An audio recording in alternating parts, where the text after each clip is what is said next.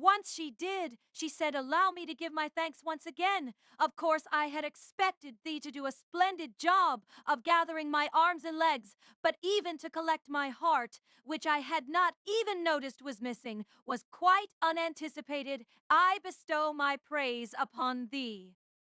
T didn't know about that. Though she thanked and praised me, something still didn't feel right. I just couldn't get rid of the sense that everything had been fixed, that I danced to someone's tune. TT feels like all I did was wander around aimlessly rather than me gathering them. They just gathered together.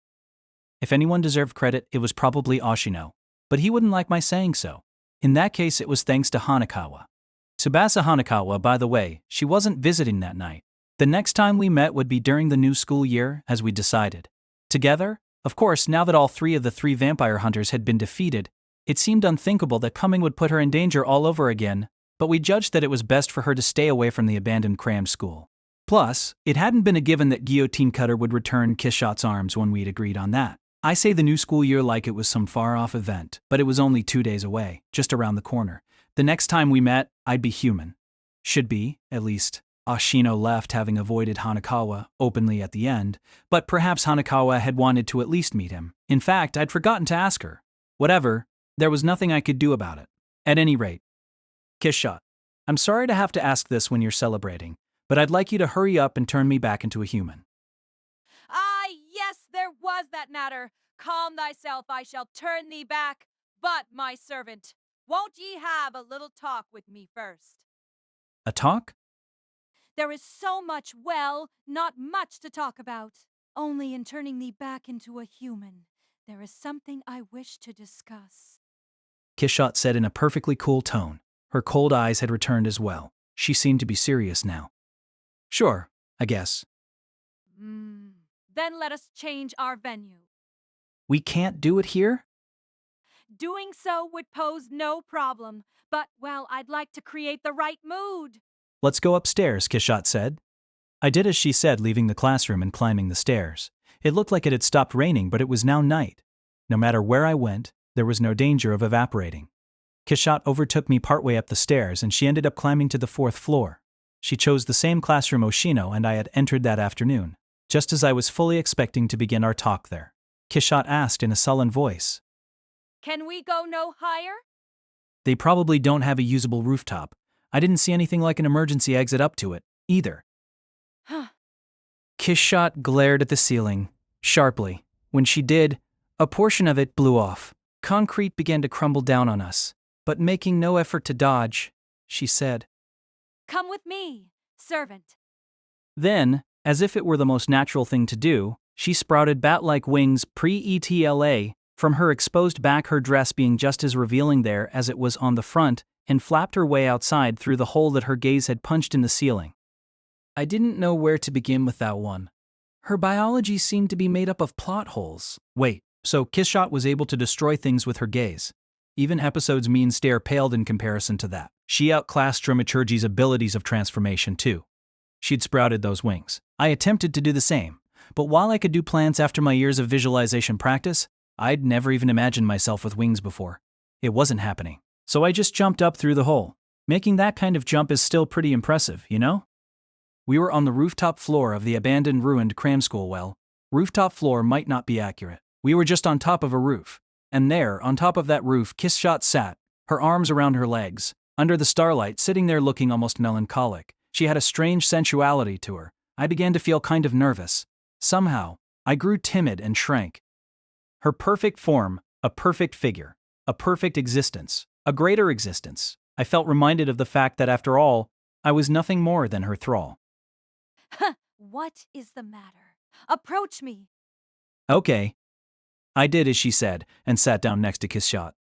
Then, suddenly, she hit me with a headbutt.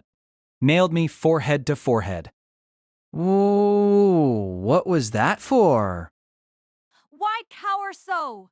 Thou art my precious servant. I won't eat thee. Oh. Her words showed that she knew exactly how I was feeling, but she was right seeing Kishot laugh. I felt stupid to be cowering. The thought helped me relax all at once. Now what do I talk about with thee? Wasn't there something you wanted to discuss? in turning me back into a human. She'd said so. Ah, that was not quite accurate. It is not that I wish to speak to thee of something. I merely wish to speak with thee of something. That's an odd thing to say. Let's chat. I recalled Hanekawa saying something along those lines to me once. Well, vampire or not, I guess she was a woman. Maybe she enjoyed chatting? Perhaps this was like her and this is something necessary in order to turn me back into a human? Indeed it is, for me. Huh. You've lived for 500 years, though. You must have tons of things to talk about. Nothing in particular. All of these years, I have been battling the likes of those three, and before I knew it, I'd become a legend. True, a man like that boy is rare. By boy, you mean Ashino? To steal away my heart unnoticed is quite the feat. I've no memories of ever being inattentive. I don't so much as know when the two of us crossed paths. Who is he exactly? A good question, but even I shiver at the thought of what would have been had the boy decided to devote himself wholly to the hunting of vampires. Thankfully, he is an opportunist who only tries to secure himself a middle ground. An opportunist. Part of me thought it was a nasty thing to call him, but it also seemed like a surprisingly fitting title. So much so that I could see Ashino gleefully taking it on if I told him. Which is why these events have been a reasonably stimulating experience for me, but mostly it has been 500 years of boredom. Let me see. If there is anything for me to speak of, that man would be it. That man? Thou art the second thrall I have created. As I trust, I have told thee. This would be about my first thrall. Your first? How long ago did she say that was? 400 years? Yeah, you did mention it. Something about it being your second time. And the first in 400 years like you were some team getting to the World Series. The World Series? Never mind. Just trying to find an example. Anyway, what was that first thrall of yours like? I'm interested. Very well. Then I shall tell. Was he like me? Why do ye think so? Because I hadn't told her this yet. Ashino was gone, so I guess it'd be fine. Ashino actually taught me something. He said that vampires suck blood for one of two reasons, and that you don't necessarily become a thrall when your blood is sucked. Mem, don't be mistaken. It was not as if I wanted to spare thy life. I simply needed a thrall and used thee to collect my limbs. I suppose I can reveal this now, but had I told thee, ye might not have obeyed me, so I lied. Ashino also said that you probably say that. Kishshot fell silent and remained silent. Was it because I was right on the mark, or was it because I'd missed it? I didn't know which. Well, anyway, that's why I thought he might be like me after all. We're the only two you chose to be your thralls. As I tried to backtrack, thinking that maybe I should have kept mum after all, Kishshot refuted my hypothesis. The only trait I'd say ye share with him is thy race. He was a warrior so mighty I could entrust my back to him. Huh. Well, I couldn't be entrusted with that, I suppose. Entrust me? Maybe with her keys or something. Nah, not even her keys. Hey, that was 400 years ago. Unlike now, all the men were warriors, basically. Thy view of history is quite prejudiced and warped, I must say. Guh. I do suck at world history. T-mean, you know how I am. I'm not good at thinking hysterically. It was not aware that in a historical manner was the subtle connotation of that word. Now she knew that I sucked at English too. Be that as it may, this country has grown quite peaceful since I last visited long ago, as if it has been cut off from the rest of the world. Well, excuse us for being so blissfully civilian. I didn't see it as a bad thing, but it was certainly true that I was no Wallery. No matter how much I tried to mimic the heroes of those superpowered school action titles, I was just a regular person. Whatever skills I may have gained as a vampire, it was like a middle schooler getting his hands on a butterfly knife. Kishshot must have felt let down, especially if the first person was so incredible. Well, whether you made me into your thrall out of consideration for my life, or if you did it so that I'd collect your limbs, in the end, it was just an emergency measure. I guess there'd be no reason for me and that first person to have anything in common, but you did say that we were the same race, right? Indeed. So, what? He was Asian? Surely not Japanese, though. Continental Asian? No, a Japanese. I was gallivanting around the world, my youth getting the better of me, and I met the man here in this country, and that is when I learned Japanese as well, though much seems to have changed with the language since then. Japan 400 years ago. That would be the Edo period. I think? I suck at Japanese history, too. Well, I'm bad at everything other than math. So he wasn't a warrior. He was a samurai. Perhaps he was. Either way, he was strong. Huh. But in that case, you should have gotten him to help you this time around, too. If he's your thrall, that would make him like another one of your servants, right? Then you wouldn't have had to take the risk with me, and TT wasn't possible. He is already dead. actually, she did cut me off. That too happened in the distant past. Remember I said that I sometimes wield a sword in battle? Hmm? She did? Wait, that's right. We've been talking about Dramaturgy's great swords then. She could use her power to generate matter to create a sword or something. I'd completely forgotten. Still, I was glad I remembered without messing around in my brain. The sword is a keepsake from him. With those words, Kishot flattened the fingers on her right hand and thrust them into her own stomach. Her hand pierced her dress, and her nails dug straight into her innards. Just when I'd avoided picking around my brain, unconcerned by my stunned expression, Kishot pulled her right hand out from her abdomen, and she was gripping what appeared to be the hilt of a sword. What's more, judging from the hilt, was it a Japanese sword? The enchanted blade Kokoro-Atari it may be by an unknown swordsmith, but apparently it is a fine piece. Of course, I'm not very familiar with these. A sword serves its purpose for me if it cuts well. Wow. The wound on Kishot's stomach was already healing, so I could focus on the sword. It was long, but not as long as Dramaturgy's. Still, while Dramaturgy's flamberges did have somewhat of an artistic shape, I couldn't deny that a katana had its own unique flavor. To be frank, a Japanese sword didn't seem to match the blonde dress wearing Kishot at all, and to begin with, fine or not, could any such weapon withstand a vampire's supernatural strength? Don't move. Fwhip, Kishot swung her sword, Kokoro-Atari, as if to flick dust off of it. But that wasn't her intention. Hey. Don't move. I just cut thee. What? Does it hurt?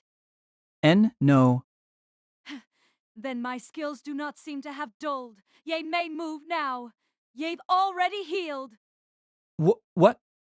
Are you following up that going around the earth 7.5 times thing with another lie? Even if I heal, I'm not able to heal my clothes. Remember? Where did you cut me? Through thy torso sideways. Ah, the happy things I slice. You mean, sorry.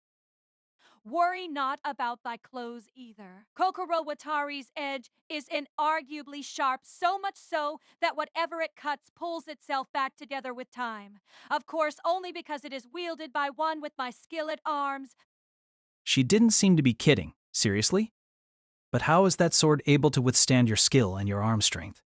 It's just a regular sword, right? 'Tis not the original. My first thrall created this with his flesh and blood, using the original as material. Furthermore, I inherited it. Well, a too-sharp blade presents its own problems, since what it slices sticks back together no matter how many times I cut. One might say that the blade is suited to cutting down aberrations and nothing else. The aberration cutter, huh? Indeed, Kokoro-Watari is slightly difficult to pronounce, and it is by the name Aberration Slayer that my foes came to know it. That was not always my moniker, but the blade's. Kishot said, as she stored the sword back in her stomach. It looked like she was committing seppuku. She sure was immortal. But then she said the sword was a memento from her first thrall, who should have been just as immortal. Yet, he was already dead. If an immortal vampire died, does that mean he was slain by a hunter? Dramaturgy episode, Guillotine Cutter did people like them exist 400 years ago? But Kishot replied with a no. He was not a man to be slain, even on his worst day. Then how did he die? He was immortal. How else could he die? Suicide! Kishot said dispassionately. Her cold eyes were downcast, facing the town spread out below her. A common reason. one accounting for 9/10 of vampire deaths. Incidentally, the remaining tenth succumb to vampire slayers' any other reasons fit within the margins of a rounding error. Suicide? Why? Do they not speak of dying of boredom? Boredom was a killer. Guilt could kill too, but boredom was absolutely lethal. While it of course depends on the situation and the age, most vampires, whether pure-blooded or formerly human, wish to die after living for 200 years. But how does a vampire commit suicide? We're immortal. The simplest way is to throw one's body under the sun, as ye did that first day. They throw themselves to their deaths. Well put, I guess. But was that how it was? I thought back to that day, and sure enough, Kishot had asked me if I had a death wish. If there was anything odd about that man, it was that he chose death only a few short years after becoming a vampire, when barely anything changes in such a short time. He died before my eyes, Kishot said. By throwing himself under the sun, he made a display of it. He flaunted it. And after that, I created no thralls. Until I met thee, that is. Didn't you get bored yourself? You've lived not just 200 years, but 500? How could I not be bored? I'd had nothing to do. Nothing, absolutely nothing for me to ever do. When there is, those vampire hunters respond by swarming to me like flies, just as those three followed me here on my sightseeing trip. Sightseeing. That, I thought, was probably a lie. But then again, maybe it was true, if it was here in this country that she created her first thrall. Yet I was not bored by thee, my servant. Thy actions, every one of them, were absurd. It must have been the first time in history that a human had offered his own neck to a vampire, Kishot observed with an amused laugh. Compared to the age she looked now, it was such a childlike laugh. Ye also dared to call me Kishot from the beginning. Oh, I never got a good chance to ask about it, but everyone sounds surprised when I call you by that name. Even Ashino. Am I not supposed to or something? T is the rare fool who calls a vampire by her true name. True name? Is that like a first name? To try to explain it would be foolish as well, but perhaps 'tis generational, or rather epochal. I speak not only of myself, but of those three as well. Out of fashion and out of date. If we wanted to match the current age, perhaps we need to appear as that boy does. You think you need to dress like Oshino? No way. I'd never accept anything about that sleazeball as being ideal. To speak more of reality than ideals. In any case, Kishot said, That is about all I can speak of. And now I am more interested in hearing thy story. 17 years, correct? Ye can't have spent all of it idly.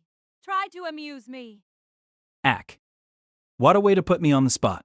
Plus, she'd set the bar very high for interesting stories. Okay, then how about a funny little story? There was once a man.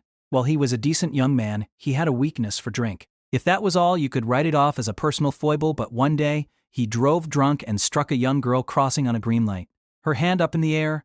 Drunk as he was, he didn't notice that he'd hit the girl until the next morning, when he saw the blood on his car's bumper in his apartment's parking lot. He then learned through the newspaper that the name of the girl he struck was Rika. Turning himself in would be the right thing to do, but the man hesitated. There should have been no witnesses, so if he never spoke up, while he wrestled with such thoughts, night came, and that was when the phone in his apartment rang. "My name's Rika. I'm in front of your apartment," the voice simply said before the line died. "Rika!" "That's impossible." The man began to tremble. The voice was unmistakably a young child's lisp. Could it be the girl he ran over, the one that should be dead? Then the phone rang for a second time. "My name's Rika. I'm on the first floor now." The man's room was on the fifth. Surely that was where Rika was headed. Upon realizing this, the man's trembling gave way to terror. Then, a third call. "My name's Rika. I just got on the elevator." What, too lazy to use the stairs? I'd bombed, and after I'd gone on for so long, too. I'd tried to mimic the style of a raconteur, which may have been incredibly grating. No, not that kind. A regular, interesting story. Eero. My pride was wounded. I was more used to playing the straight man. But I couldn't turn back. Not after being dismissed like that. "Oh, okay. Then Part 2. Oh, An old proverb. Where there's a will, there's a yay. She didn't even grin. One-liners weren't working out either. Fine, then part 3. Let me tell you an embarrassing story. That bit earlier about world history reminded me of it. Tom, expecting quite a bit of this. Once, on a test, I was asked the following. Prior to World War II, Japan faced the ABCD line.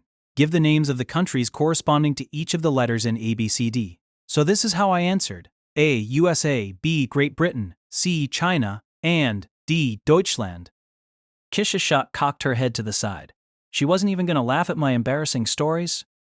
Well, you see, what's funny is that while I correctly answered USA and Great Britain, though they don't start with those letters, I couldn't figure out what D stood for and went with the first thing I could think of, even though it was in German. But, Germany was on the Axis side. I was now being reduced to explaining my own jokes. What sort of line is this ABCD line? That's right, our common sense means nothing to you. What a sad way for a joke to fall flat. And then we continued. At last, the clock ticked to midnight, bringing the date to April 7th, which meant that Kishit and I spoke on top of the abandoned building's roof until the last day of Naotsu High's spring break was here. While I'd felt like Kishit's cold eyes were brimming with an intent to stifle my parade of silly jokes, partway through, the two of us found ourselves in one of those moods where anything is funny, and both of us started to erupt in laughter at whatever either of us said. I think most of it was meaningless talk. I think most of it was empty talk, but probably, when I look back on that spring break, the most vivid memory from it, the one I'd never forget, was going to be chatting with Kishot that day, that time there. It would be the fact that we laughed together. All right, I suppose it's about time to turn thee back into a human. Oh, yeah. That was right. I had somehow forgotten. I surprised even myself. How does someone forget something that important? I'd spent too much time having fun, but, well, the party was winding down. Speaking of which, didn't your first thrall ever say that he wanted to turn back into a human? That's it. Tiffy. What an uncharacteristically contemporary word for her. At that time, I was in fact unable to turn him back into a human, and I plan to use the lessons I learned then, this time around. Are ye ready? Well, I'm actually a little hungry. I think it's because I laughed so much. Could I get a bite to eat first? I'm pretty sure we're out of food, so can I quickly go get something? I am famished too, after suddenly returning to my perfect form. But is thy hunger so pressing? Not really. Will ye bring back thy rations here? Rations? What a weird way to put it. Was it just her dated sensibility? Well, it's my last night as a vampire. I think it's me being reluctant to just quit being one. Is there anything you want? Tiv neither likes nor dislikes. Huh. Only a convenience store would be open at that hour, of course, so it wasn't like we had many options. Very well. Follow thy heart, servant. I shall humor thy sentiment of wanting to remain my servant for a while longer. I will make preparations on the second floor. 'Kay. And with that, our conversation on the roof came to an end. While I said only convenience stores would be open, the closest one was pretty far away. It would take an hour, round trip, from the abandoned cram school. That is, if I didn't run there, using the leg speed of a vampire. But I didn't feel like running. If anything, I walked at a deliberate pace. Phew, what to do? Suppose it's about time to turn thee back into a human, she'd said. I couldn't deny that I'd balked after her all-too-casual words. After all, I was a chicken, and I was a loser. However, my telling Kishot that I was reluctant to just quit being one was a convenient lie. Of course it wasn't that I wanted to be her servant for just a little more. How could I? But I was reluctant to say goodbye to her. And probably, Kishot felt the same way. Something to discuss in turning me back into a human in the end. There'd been nothing. All she'd wanted to do was talk to me. Finish with a little get-together, to know. Kishot Acerola-Orion, Heart Underblade, the iron-blooded, hot-blooded yet cold-blooded vampire, the legendary vampire, the aberration slayer. She's going to go off somewhere. She'd recovered all of her body parts. There'd be no reason for her to stay any longer in this town, or country. Sightseeing, she'd said. Considering the story about her first thrall, this was probably like a trip down memory lane for her only. This visit had left those memories plastered over with unimaginably awful ones. A stolen heart and 4 torn-off limbs? She created a second thrall out of desperation. But he was a regular person. Not only that, He told her he wanted to become human again. At least she said I didn't bore her. She said she'd been invited to become a god, but declined. What a contrast with Guillotine Cutter. She would leave this country, and then what? Wander the world again? No. She said that she only gallivanted around because her youth had gotten the better of her. So maybe she didn't travel that much lately. Could she even ride planes to begin with? Wait, she could just sprout wings and fly through the air. What a convenient body. Still, I wasn't reluctant to quit being a vampire. Then, probably the only thing that bound me and Kishshot was my being one, and I'd simply gotten cold feet about losing our tie. I felt like I understood why Oshino, despite being such a joker, never said goodbye. What can you do, though? Meetings and partings, that was life. It may have been 2 weeks full of horrible memories for Kishshot, but looking back on it, maybe it hadn't been such a bad spring break for me. Maybe it hadn't been so bad. And because I could think so, alright, I decided to follow up our get-together with our farewell party. Wanting to go out with as big of a bang as possible, I scraped together what money I had left to buy all the cakes and sweets I could at the convenience store, and then headed back to the abandoned cram school with a newfound spring in my step. On the way back, I swore I'd say my goodbyes to Kishshot and then arrived at the second-floor classroom. The date was April 7th. The time was past 2 in the morning. Tim, ho, me? Trying my best to sound cheerful, I opened the door. Kishshot was eating. She was eating a human. What? The convenience store bag fell out of my hands. The sound it made caused Kishshot to turn around, still in her hands. A human head, gnawed halfway through. Ah, my servant back earlier than I expected. But did I not tell thee? Have some manners and excuse thyself when a lady is eating? I had seen the head somewhere before, one of the vampire hunters, the one human among them. It was Guillotine Cutter. His body, his flesh, had been torn to pieces, minced into bite-sized fragments, served open and whole. He came by as I awaited thy return. It seems that even this barrier fails to hide my presence now that my powers are at their fullest. Then again, he came at the perfect time, just as I was feeling hungry, a handy restorative. And then, Kishshot seemed to be looking for someone behind me. She tilted her head quizzically. What is this? Had ye not gone out to fetch those bespectacled, braided rations? I didn't know of a place to put myself at a time like this. I couldn't go home, of course. But I also didn't have the mental or emotional composure needed to find another place like the abandoned cram school, if it even existed in the first place. The clock was ticking. Time was inching closer and closer to the moment day broke, inching me right into a comer. Eventually, I decided to stick not just one, but both hands into my head, mixing and messing up the brains it held, thinking of every possibility I could, until I decided to use Naletsuhai's P.E. storage shed as a temporary shelter. A temporary shelter for someone who needed exactly that. But the windowless P.E. shed, separated from the outside world by steel doors, seemed to be a suitable place for someone like me, a vampire, to hide even during the day.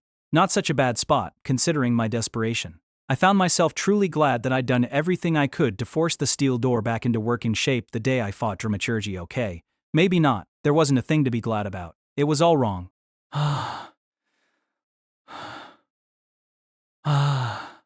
You could hear my teeth chattering. My body wouldn't stop shaking. Why? Why hadn't I realized? Kishshot, Acerola-Orion, Heart Underblade, a vampire. A vampire. Weak to the sun. Didn't like crosses. Didn't like silver bullets. Didn't like holy water. Didn't like garlic. Didn't like poison. Died if you stuck a stake through her heart. Didn't cast a shadow. Didn't show in mirrors. Fangs. Immortal. Semi-permanent powers of regeneration. Eyes that could see well, even in the dark. The ability to transform. Had blood with healing powers. And 8 humans. I moaned and groaned and wailed, but all I found myself with was regret. I stuck my hand in my head and kept messing around with my brain, thinking over and over, where did I go wrong? How did I go wrong? How did it turn out this way? But in the end, it was all wrong. Humans were food to vampires. As greater beings, humans were below them, located at the very bottom of the food chain. Didn't I know that? From the very beginning of it all, in fact, she tried to kill me, right? She tried to eat me, right? She tried to drink my blood until I was dry, right? Worthless little human. Ultimately, even I was food to Kishshot. All humans were. Every human was the same to her. Every human was the same to her. Of course, she did speak highly of Oshino's skills. That's just how impressive they were.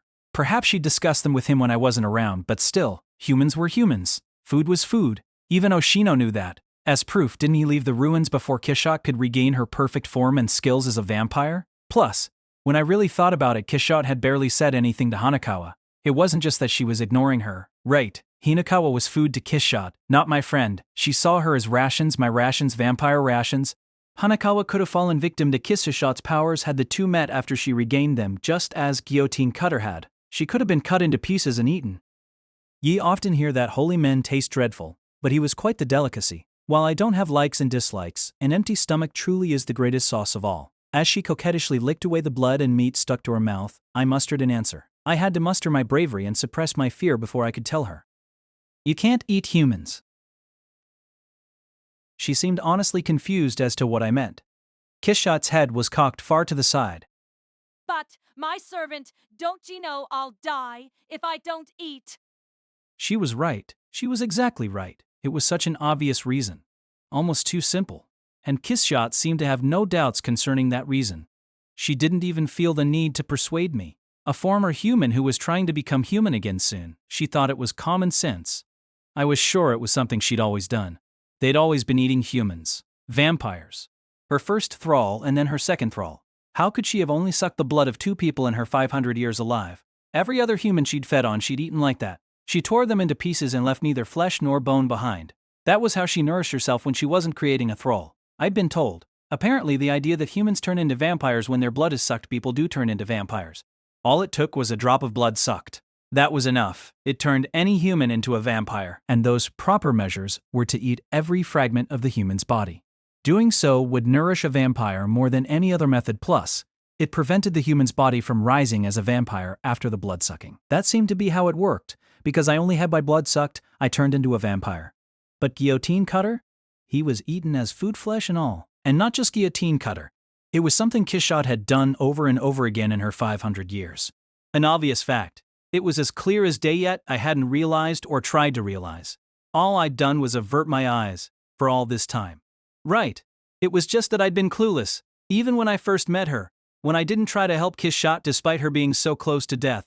She hadn't understood right away. She didn't understand why I wasn't helping her, why a human food might not help a vampire. Predator and prey. That was the only relationship between the two of us.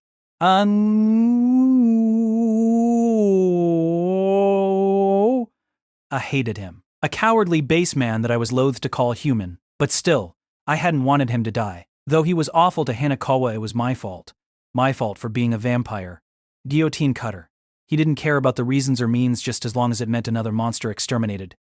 And no. No! I don't want to think about this. I don't want to think about this. I pulled my hands out of my brain and clutched my head. No. But my brain wouldn't stop thinking. And not just about Guillotine Cutter. Dramaturgy. Episode. Even those two, who'd already gone back to their countries, had been here to slay a vampire, and it was no one else but me who'd gotten in their way. After all the trouble they went to.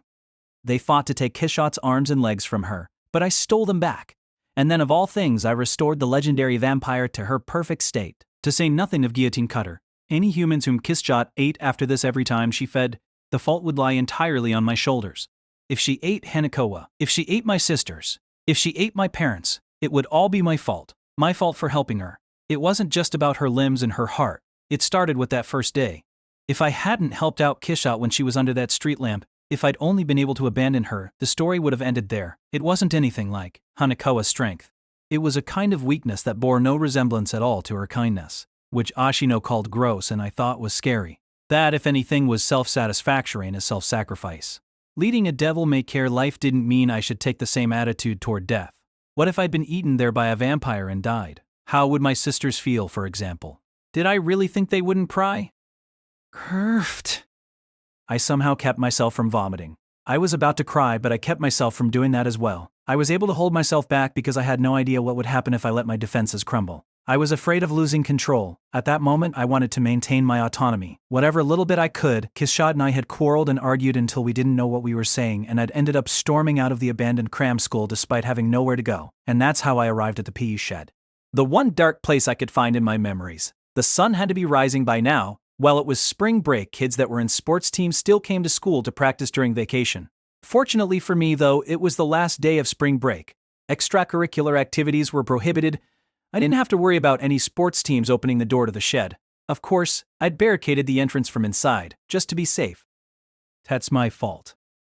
I didn't mean to speak out loud, but my thoughts began to escape from the edges of my mouth.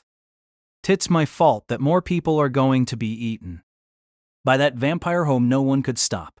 That iron-blooded, hot-blooded yet cold-blooded vampire. By Kishshot Acerola-Orion Heart Underblade. T's my fault. It's my fault. It's my fault. When I thought about it, Oshino must have seen this coming. While he'd gone on about balance and whatnot, he hadn't stolen Kishshot's heart because someone had hired him to head Edmund T. He'd afterwards. That meant it had to be an independent decision on his part, an act that deviated from his job, his role as an intermediary between here and there. In other words, at least he'd made a judgment on behalf of the human side to steal Kishshot's heart. He wouldn't go so far as to slay her. Establishing a balance was his way of doing things. An opportunist, I recalled the term that Kishshot used to describe Oshino, and I had taken that balance that Oshino established and destroyed it. If it was unexpected for Kishshot to create a thrall, then it must have been equally unexpected for a human to save her when she was on the verge of death. My being so foolish and toolish, no one could have expected it. I'd ruined all the work that those three had done. I'd even won over Oshino, who had stolen his say and establishes a personal endless that Oshino established. The one making everything complicated was me. I felt like someone had fixed things. What was I going on about? At this rate, I was the one who'd put in the fix. Every last aspect of this situation, every nook and cranny was all my fault. It was all because of my rash decision. I'd been too weak to abandon a dying vampire, and this was the result. Guillotine Cutter was dead. Eaten and dead. She'd bitten through his head and eaten his brain, skull, and all there. Was no way he was coming back. It didn't matter if someone used vampire blood on him or not. He wasn't coming back. He was dead. Death. There was no turning back the clock now. How did this? And Guillotine Cutter wasn't the end, but just the beginning. He was nothing more than a new start for the vampire Kishshot Acerola-Orion Heart Underblade. She'd continue to do what was normal for her. And eat. I think someone once told me that you never escape the mal and normal. Stopping her would be impossible now. Guillotine Cutter, the all-important hunter standing at the top of that three-man pyramid, had been eaten. And it wasn't as if those three together could have slain her on their own. Not dramaturgy. And not episode. No matter how much work or emotions drove them, they wouldn't try to take on Kishshot now that she was in her perfect form, a fact that made me realize just how strong Guillotine Cutter's sense of duty must have been for him to confront her alone. I didn't want to praise him, not under any circumstances, but still, he showed just how strong a human could be. Though he knew it could be him that didn't survive the encounter, he didn't grow timid. If anyone was being timid, it was Memi Oshino, the man who was able to steal Kishshot's heart from her without her noticing, could just maybe stop her. But I doubted he would. He was already done balancing everything out. The situation had come to a close. Humans had lost to Kishshot. And anyway, how could I possibly ask him after all that? Please stop Kishshot Acerola-Orion Heart Underblade. There was no way I could utter those words. I just hate it. I just hate it. This spring break, I'd never imagined that everything I'd done over it would turn out to be a mistake, and I'd even thought that despite all the twists and turns, it hadn't been a bad spring break in retrospect, that it wasn't so bad after all. In reality, it was the worst spring break possible. It was hell, plain and simple. It was all a big joke that felt like hell. And I was nothing but a clueless fool. Hate it, but something else was also giving off smoke inside of me. It made me feel regret and remorse, and I did everything I could to avert my attention from it, but I'd noticed one more terrifying fact, and I could only avert my eyes for so long. Right, there was one more obvious fact.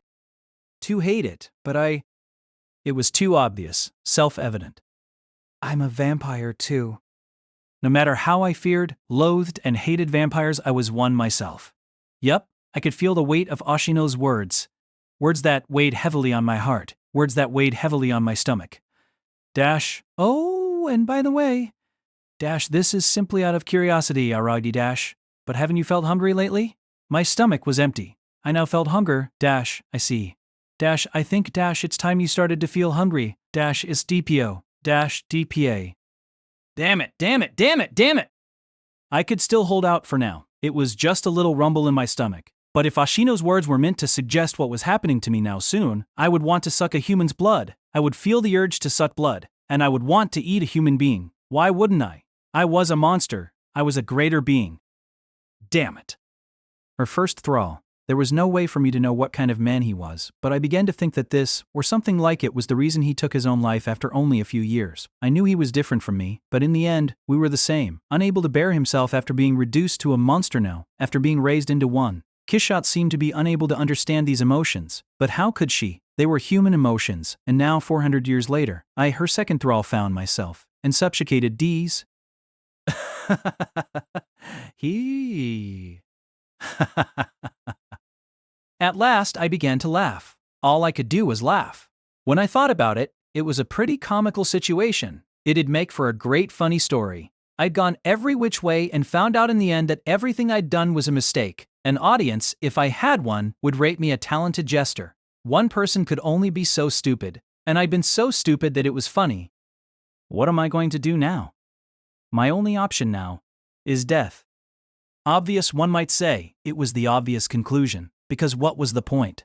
Now, I didn't have any desire to turn back into a human now. To have my hopes fulfilled after the mess I made would be utter selfishness or no. Talking about selfishness was whitewashing the truth. My thoughts weren't as laudable as that. I was simply scared. Scared that the moment I turned back into a human, Kishot would eat me. Of course she would. I was afraid of falling to the bottom of the food chain, that was all. But it was no reason to stay a vampire. I didn't want to suck blood or eat people either. I even found myself detesting my immortal body. And so, my only option is to die. And not in a devil-may-care way, I really had to die. The cause of death for 9/10 of vampires. I wasn't going to be dying of boredom, but guilt was absolutely lethal. And so, I had no choice but to choose death. Just as her first thrall did, it was the only path left to me. Really, though, why had I decided to hide in the PE shed? Why had I tried to continue living during daytime? For example, I could clear the barricade, open the steel doors, and hurl my body onto the athletic field and die there. A death wish. Is that what she called it? Of course, considering the recuperative power of a thrall of Kishot Acerola-Orion Heartenderblade, I wouldn't die easily even if I threw myself under the sun. It would be an endless cycle of evaporation and regeneration. But still, I'd surely die before the sunset. Surely, if I took off my clothes and bathed naked in the sun in what would be my first and last try at public streaking. The Vampirer's new clothes. I agree, not even funny. I told you I prefer playing the straight man to the funny man. Oh geez. I messed up. Messed up big time. I thought I could do a better job, and I thought I was doing a better job. But look at how it actually turned out. Hard, even to look at. Oh, right. The moment I made my decision, I grew calm again as if I'd been exercised. I needed to call home. It had completely slipped my mind, but I was supposed to be on a journey of self-discovery. Though in reality I had managed to do the opposite and lose myself entirely. Or maybe it would be better if I didn't call them. How'd I ever tell them that I was about to go off and die? It wasn't like I could explain why. Maybe it was best to let it be the eldest brother went missing while on a journey of self-discovery. I didn't know how they would take it, especially my parents. As for my little sisters, they might be able to joke about it, their brother, the runaway boy. This wasn't a fun little case of a runaway though. It was as serious as you could get. But again, I thought, maybe that wouldn't be so bad. Still, I wish I'd told Hanekawa. Besides, the right thing would have been to tell her. Hanekawa didn't deserve to be left in the dark after all of her involvement. After all I dragged her into, but unfortunately I was currently in a PE shed to avoid both the sun's rays and Kishot, and I had no way to contact her. I'd deleted her cell phone number and her email address myself, in front of her, to wound her. While Hanekawa and I began meeting each other after that, it had felt too awkward to ask her for her contact info again. I was probably the only one feeling awkward about it, but I still felt bad. What a chicken, what a loser. Well, I was good at math, I wasn't great with numbers. There was no way I could remember an 11-digit phone number, and an alphabetic email address was hopeless. Her info would be on my phone if I'd contacted her even once, but I hadn't a single time. Nor had she. When I thought about it, Hanekawa didn't have my number or email address either. She still didn't have my contact info. If only I'd told her then. If only I'd told her then what? Did I think that Hanekawa was going to call me at this exact moment? How ridiculous. No matter how amazing Hanekawa was, she didn't have ESP. Life doesn't unfold that conveniently. If God liked stories to be that convenient, then I wouldn't be in my position to begin with, and I wouldn't have committed all those blunders. While I realized it was an empty act of resistance, I still decided to pull out my cell phone, in part to check the time. It was 5 in the afternoon. I'd been holed up for over 12 hours, though it didn't feel like it at all. That was the only reaction, as the empty indication of the time of day entered my field of vision and my brain. Meanwhile, the pointless struggle of opening my contacts list actually wasn't pointless, and the fact struck me like a hammer blow. because there, I found Tsubasa Hanakawa's name. Like I said, the words slipped from my mouth. I found myself suddenly moved. Despite my situation, I never imagined that I, of all people, would ever be moved by the inorganic screen of a mobile phone. There wasn't a thing to be glad about. It was a spring break filled with nothing but misery as far as I knew. Don't mess with people's phones without permission. She'd had plenty of opportunities. It could have been when she came to the field to give me my phone while I was fighting episode, or any other time. I was pretty lax about holding onto my cell phone and didn't even keep it locked. It's not like I had much personal info at all on it, but my once empty address book had an entry for Tsubasa Hanakawa's name once again. Her phone number and her email address. I'd thought it was fine. I did want to talk to Hanakawa, and I thought I owed her a talk, but another part of me had thought that it would be fine if I never got to. Not to say I thought it was fine to keep her in the dark, but at the same time, I didn't want to have to tell her anything, so while I went on about this turn of events being far too convenient, it might have been more convenient for me the other way, but this was too much. I had no choice now. Or rather, I did choose. I sent a text to Hanakawa, because I was afraid I might cry if I called her. I wondered what Hanakawa was up to on the last day of spring break studying at the library maybe. I didn't know where the library was, but if she was, she might have her phone turned off. Oh well, it'd be patient and wait for her reply. Or so I thought, but her reply came immediately. When I checked the time on the message, it had arrived with the same timestamp as my outgoing one. It hadn't even taken her a minute. No way. That meant she'd responded in less than 60 seconds. I checked the message, assuming that it would be a brief reply, only to find an honest-to-goodness letter, beginning with a Dear Araragi and ending with a Sincerely Yours. Unbelievable. I knew the girls were fast at texting, but I was reminded of the day of closing ceremonies, when she first entered her personal info into my phone. Hanakawa was a fairly fast typist then, but wow. Actually, though I didn't know for sure because I really only ever sent them to my family. Were text messages supposed to be this formal? Weren't they more a tool for no-frills communication? In any case, to summarize Hanakawa's message, it said, "Wait there, pull me right over." Unable to summarize the situation well, I'd only been able to convey a rough outline of what had happened, but true to form, Hanakawa seemed to have figured out the entire situation. Honestly, if only Hanakawa had met Kishot instead. Rumors have a funny way of coming true, was it? Hanakawa had spread a rumor about vampires, but in the end, I was the one who ended up encountering both her and Kishot. A thought suddenly came to me. According to Hanakawa, rumors were going around the girls about Kishot could someone else entirely, neither me nor Hanakawa, but a girl who went to our school, or even another, have encountered Kishot. If someone had, what happened when they met? Did they just pass each other by beans? Or did the girl have her blood sucked and her body eaten? While it seemed like it would be huge news if her body had been eaten with not a scrap of evidence left behind, then the talk may not have spread beyond her family and friends. A journey of self-discovery, running away from home light, maybe that's how people would see it. Maybe not if the number of victims began to pile up, but Kishot didn't seem to need that much food, perhaps owing to her elevated rank as a vampire, so it seemed within the realm of possibility. Ashino said about 2 weeks, didn't he? Then, maybe that means one person a month for Kishot, so including Guillotine Cutter, just 2 or 3 victims? Of course, it wasn't a question of numbers, but if true, it wouldn't have surfaced. What could it be? It feels like I'm still overlooking something. Overlooking something or maybe forgetting to do something. But now that I'd contacted Hanakawa, there shouldn't have been anything left for me to do, and that was when Hanakawa showed up. I heard someone knocking on the steel doors of the PE shed. Tom here to deliver a girl. Not funny. She was trying to be considerate, but in the wrong way. In any case, I took apart the barricade. Both building it and taking it apart were easy for me, with my vampire strength, and told Hanakawa to slide in sideways while cracking open the door as little as possible. I pressed my body to the wall so that no sunlight would hit me as she entered. Judging by the time, it would be dark soon, but the late afternoon sun was still probably out. I'd be taking in sunlight sooner or later, though. Every inch of my body would be taking it in, but that would be after I talked to Hanakawa, would be taking in a sunlight. As always, Hanakawa was wearing her school uniform. I wondered if showing me what she looked like in her street clothes just wasn't on her to-do list, or maybe she really didn't want me to see her like that. Well, not that I care, mind you. Hanakawa grinned with the same smile as always. Was this her being considerate too? T to know about this. I've gotten myself locked into a PE shed. What am I gonna do if you tried something naughty? On top of that, she began to speak to me from behind in an unusually high-strung voice as I barricaded the door once more. Naughty? Wait, how much of a pervert did she take me for? I admit, I may have shown her that side of me more than once, but I wasn't the type who actually enjoyed that kind of talk.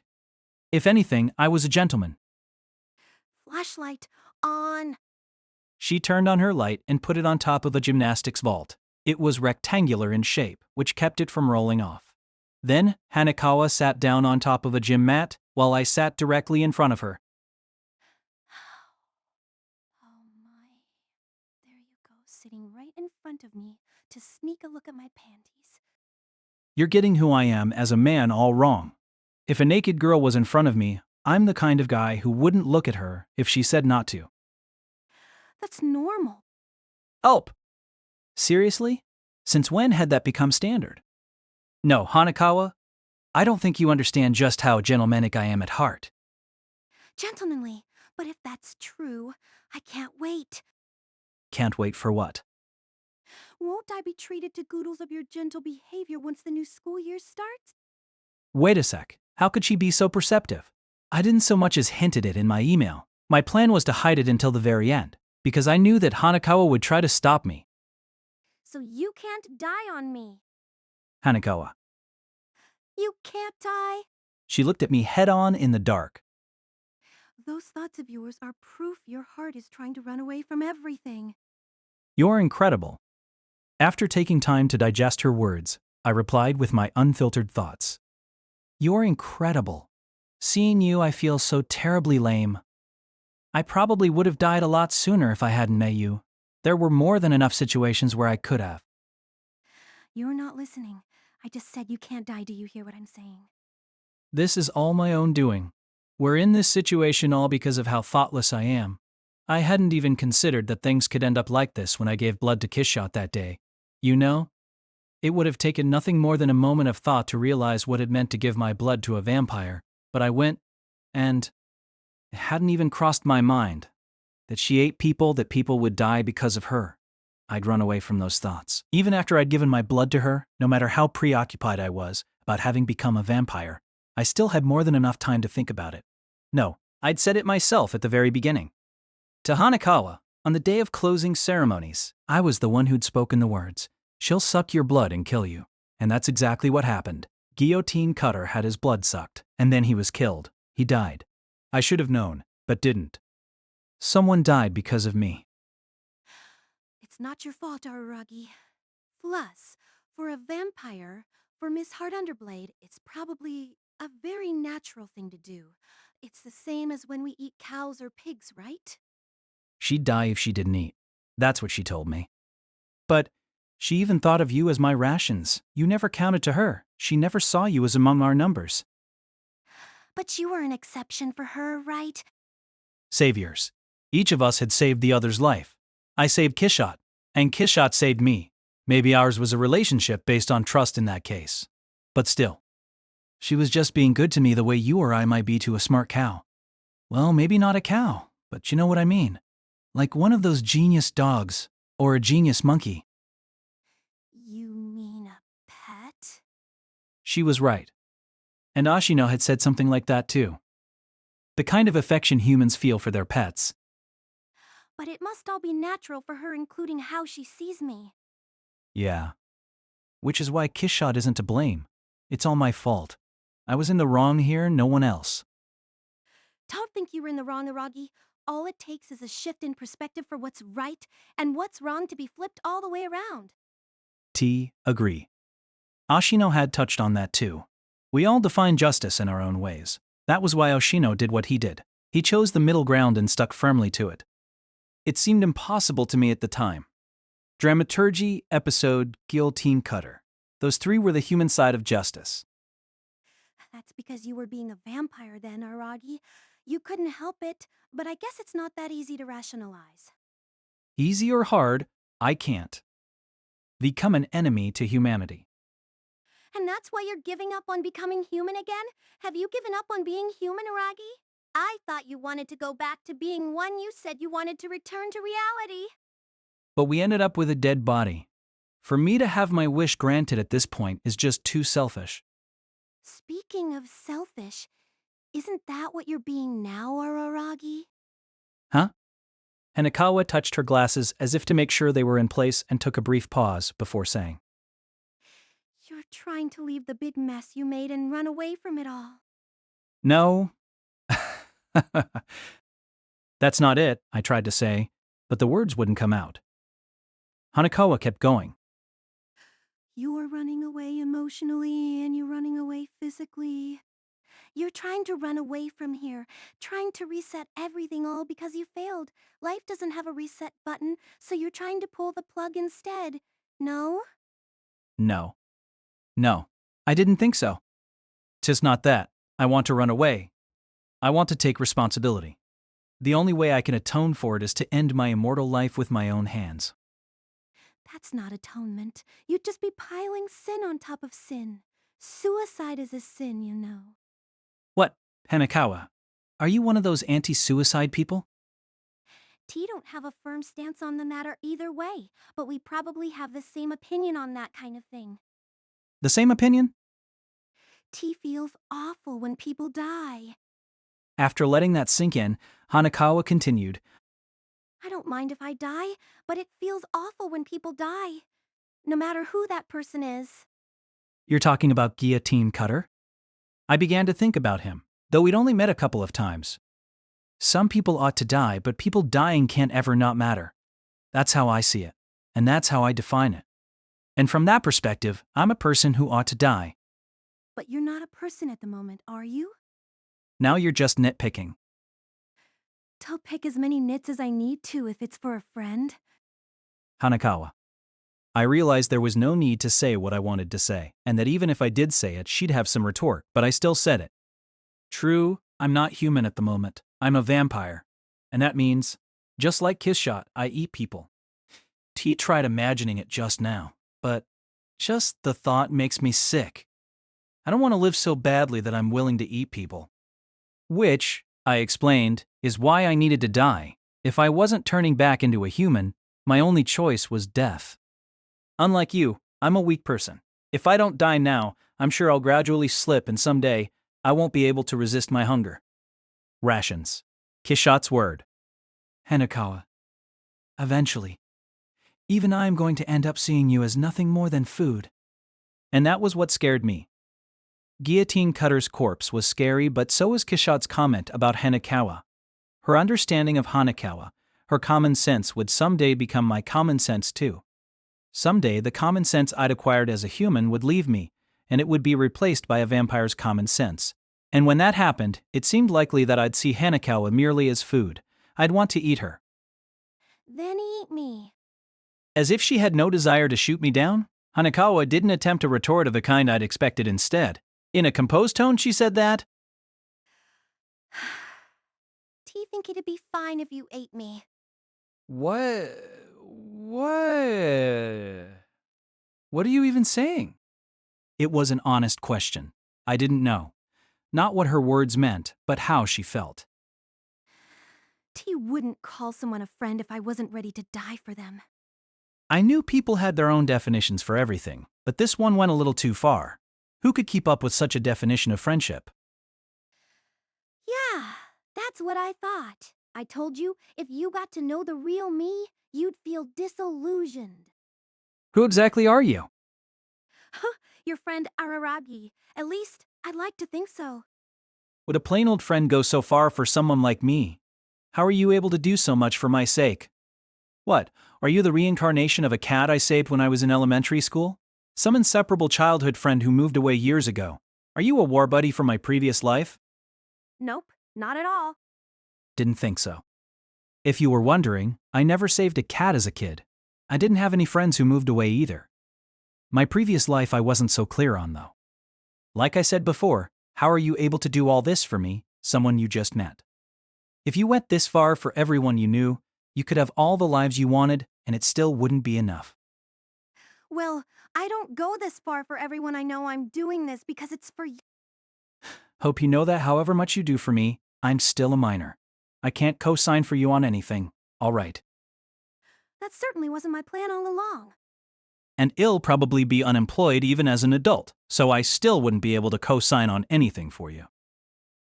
Well, about that, I do hope you end up with a job. Don't actually be worrying that I might not. Fine, then you worry. But at any rate, Hanekawa said, One life is all I need to save you, Araragi. So you're saying that you dying doesn't matter? T don't want to die, but you already saved my life twice, so I wouldn't complain if you ate me, Araragi! Though she'd probably say that it hurt or something, Hanekawa said casually. She hadn't shot me down, but I didn't have a reply for her. She was amazing, she really was. Honestly, she was so amazing that it didn't make sense. So you can't die. Don't die. Then who's going to take responsibility? I couldn't help but ask. T was the one who revived Kishot when she was on the brink of death, and I collected all of her limbs, then gave her back her heart, which she hadn't even asked for. Who's going to be responsible for that? Even if dying is a means of escape, how am I supposed to take responsibility without dying? So you'll be able to take responsibility if you do? Tauno, but... It was already all over. There was nothing that could be done, the situation was set. No one could stop Kishot Acerola-Orion, Heart Underblade, now that she had her full powers. It was my fault that she'd recovered, and I knew she was going to keep eating humans without so much as a second thought, just as she had done until now. But from today on, it would be my fault. Guillotine Cutter couldn't do it. In the time it took me to go shopping at the convenience store, she tore him to pieces and ate him as a snack. Dramaturgy and Episode have gone back home, but there's no way they'd be any match for her. If I had to come up with someone, it'd be Ashino, but he would never do anything beyond striking the balance. He's drawn a firm line. This business with Kishot is over and done with in his mind. He's not going to go and steal her heart on a whim again. No one can stop that vampire now. Even you, Araragi? Wouldn't you be able to stop her, Araragi? In fact, aren't you the only one who can stop her now? Her words struck me almost entirely by surprise.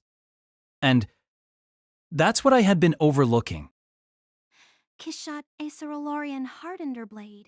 The iron-blooded, hot-blooded, yet cold-blooded vampire, right? And you, Araragi, her one brawler, and you actually the only one who can stop her?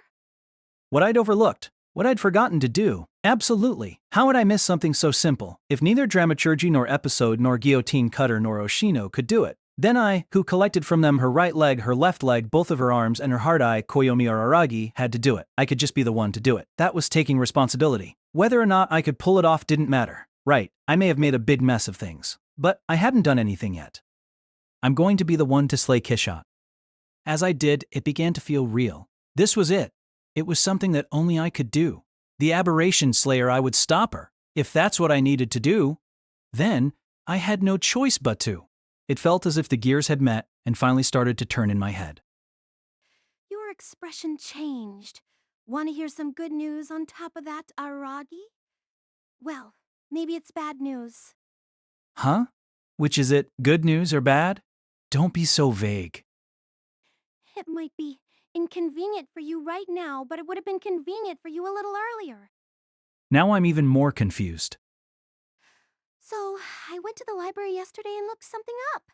When you beat Guillotine Cutter the night before last to finish collecting all of Kishot's parts, well, maybe you didn't have her heart yet, but anyway, you were supposed to turn back into a human then, right? But I felt a little anxious. Anxious? Would Miss Heart Underblade really turn you back into a human? I was anxious. It wasn't that she doubted her, Hanekawa said, but T was thinking about what would happen in the off chance she didn't turn you back into a human, so I did some research to see if there was any other way. in other words, she'd looked up how a formerly human vampire made into a thrall by way of a vampire bite might turn back into a human being. So, was there a way? Hanekawa nodded. There was, but just one. It said that while servants are normally supposed to follow their master, if they actually cause the master harm, then the master-servant relationship would break down and they'd be stripped of their nature. I don't get it. In other words, if you attack Miss Heart Underblade, you'll be able to return to being human, regardless of how Miss Heart Underblade feels. See? First and foremost, I was surprised by such a simple rule. So that's how it works? The master-servant relationship would break down. It seemed to me that it had already broken down, but that would make it decisive. I'd be able to return to being human. That's what it meant. T found the same thing written in multiple books, so it seems like reliable information. I know it might be inconvenient for you, now that you're saying you don't want to become human again and that you want to die. But I had to tell you, you're the only one who can defeat Miss Heart Underblade after all. Yeah, that is inconvenient. Man, always be prepared, huh? A cliche like killing two birds with one stone didn't begin to describe how truly inconvenient this is for me. It means that everything works out exactly as you want. You might say I'm fixing things. It's a nasty trap if I do say so myself. You know everything, don't you? Not everything. I just know what I know. So, Araragi, continued Hanakawa, You'll just have to return to being human, yes? Given your current mind. T can't possibly. Or are you going to run away? If you're still going to say that you're going to escape, then I'm going to do everything I can to stop you. I'd rather she spared me. I'd still be responsible.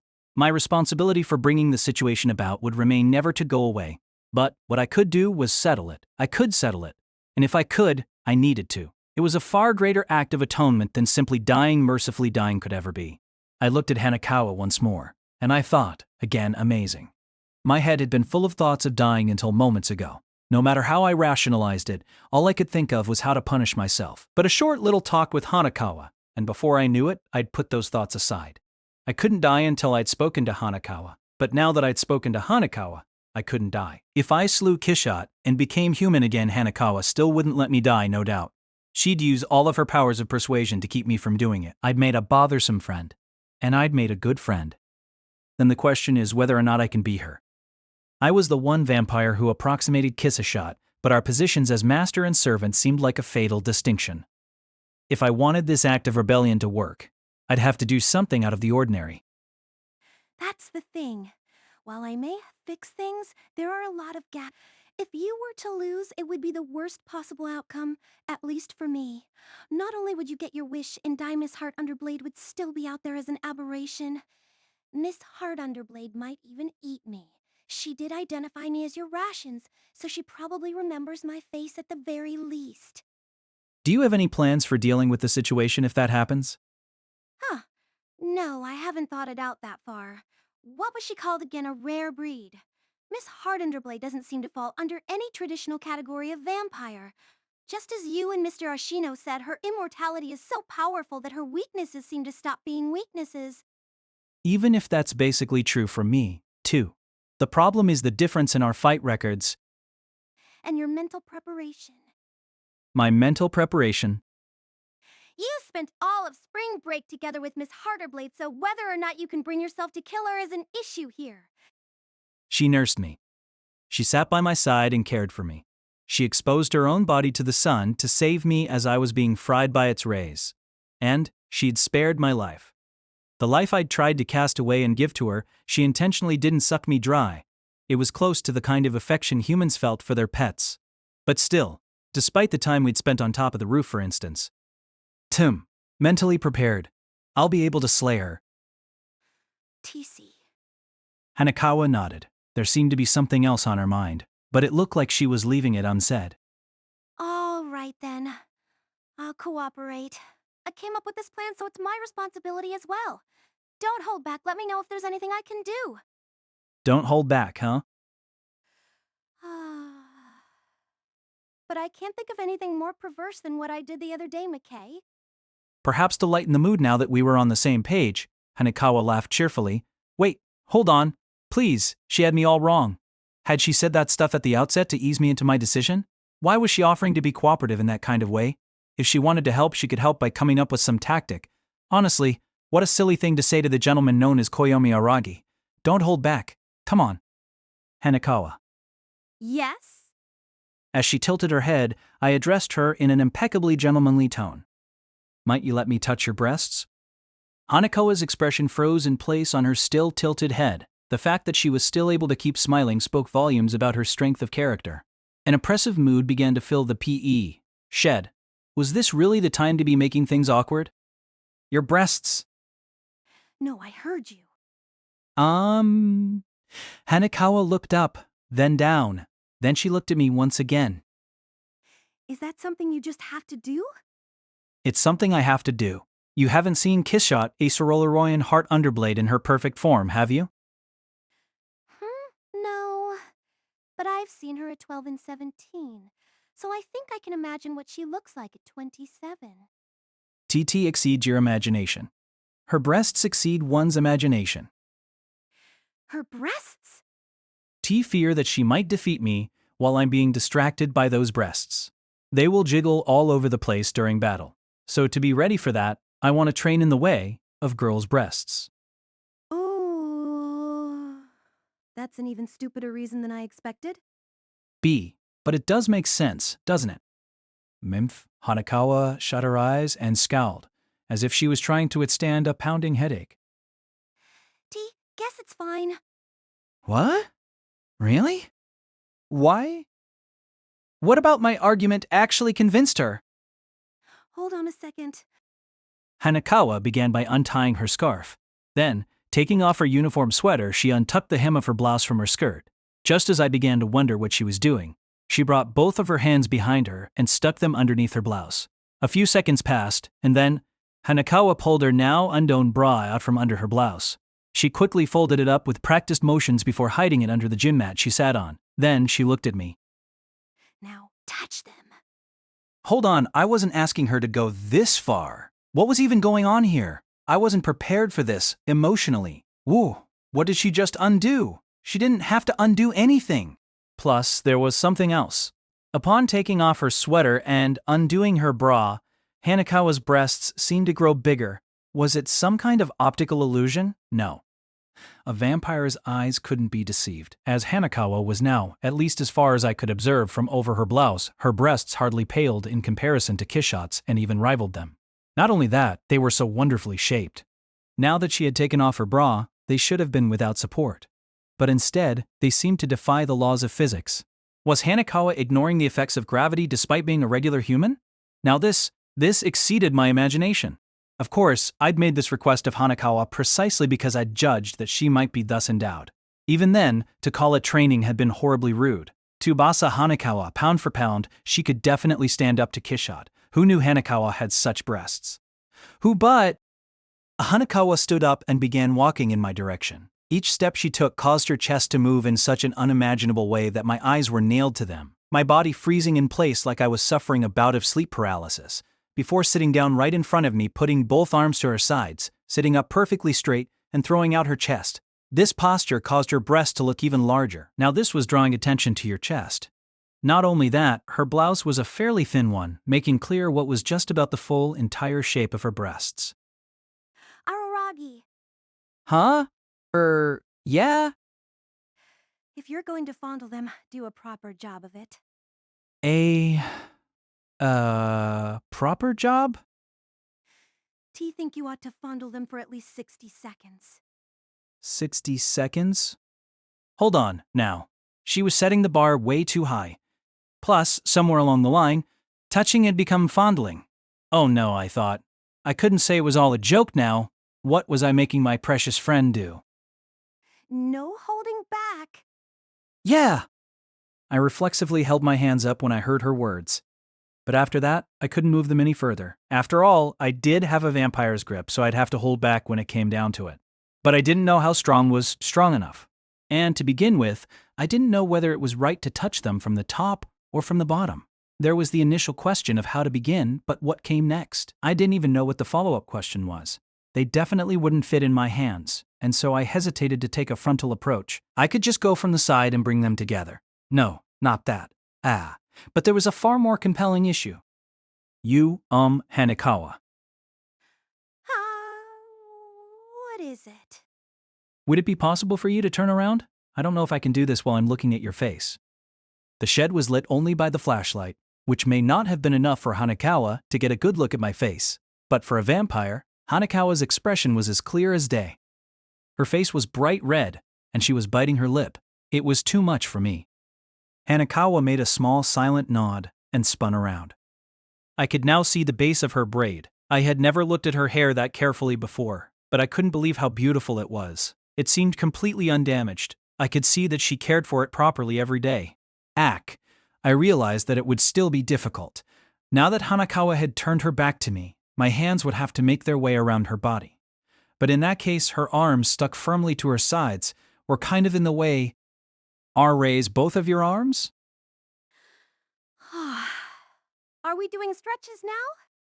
Now I had a clear path. So then I passed my arms under hers, of course. This meant our bodies were now inches away from touching.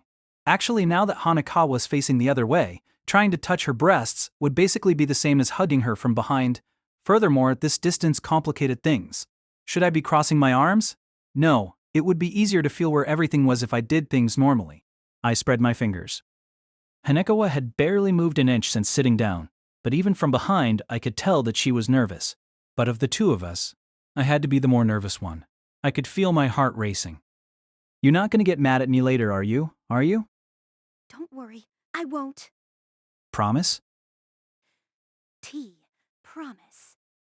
Okay, well, just in the off chance that this ends up going to court, could you say something for me like, Araragi, please, I beg you, fondle my braless boobies? I thought I'd heard such a sound. Was it one of Hanakawa's veins bursting? Or maybe it was one of the tensed muscles in her face. Araragi, please. I beg you. T can't have you saying it in such a quiet voice. It's almost like I'm forcing you to say it against your will. You need to say it louder. I want it to come from you. So, tell me what you want me to do to you, and where. Araragi, please, I beg you, fondle my braless boobies. It's a great honor to have my breasts fondled by you, Araragi. That's a great honor, to have my breasts fondled by you, Araragi. Araragi. Okay, I've worked hard to grow these lewd breasts, all so that you could squish them one day, Araragi. I've worked hard to grow these lewd breasts also that you could swish them one day, Araragi. You know, I never expected you to be this dirty. Yes, I'm a very dirty girl. I'm sorry. Oh, there's no need to apologize. It's not like you're causing anyone any trouble by being dirty. I guess you're right. So, how exactly are the breasts of our dirty yet hard-working class president, lewd ones? I take pride in my belief that their size and their softness could not be any lighter. Oh, now I saw. I understood. Like many adolescents, I too once struggled with the question of why I'd been born into this world. But now, at the age of 17, I was shown the answer. Enlightened. I was born for today. My life existed for this moment in time. The human known as Koyomi Araragi was born into this world solely in order to experience this day. No, it was bigger than that. It was wrong to speak of it on merely a personal level. This world must have existed to this point so that I could experience this day. The rest of history would be nothing more than an afterthought. Hold on, squeezing a friend's boobs? That kind of thing just isn't supposed to happen. I ran away from it. I was the one who threw up my arms, who took 3 steps back and begged for mercy. I was nearly prostrate. No, it doesn't happen. This kind of thing shouldn't happen. Chicken, chicken, chicken, chicken, chicken, chicken, chicken, chicken. She didn't even turn to look at me. She didn't so much as attempt to look at me as I kneeled there nearly prostrate. Yes, I am a chicken. I am a loser. I'm sorry. There's nothing I can say to you right now. Seriously, please forgive me. It was my fault. I got carried away. I let myself take advantage of your kindness, but it was your fearlessness that made me snap out of it. You think that's all it's gonna take? Do you have any idea what kind of determination it took for me to sit here like this? And no, a measly being such as myself could never begin to understand, but, well, if I may entreat you to share with me the depths of your determination. Honestly, I was convinced you were gonna do more to me than just squish my breasts.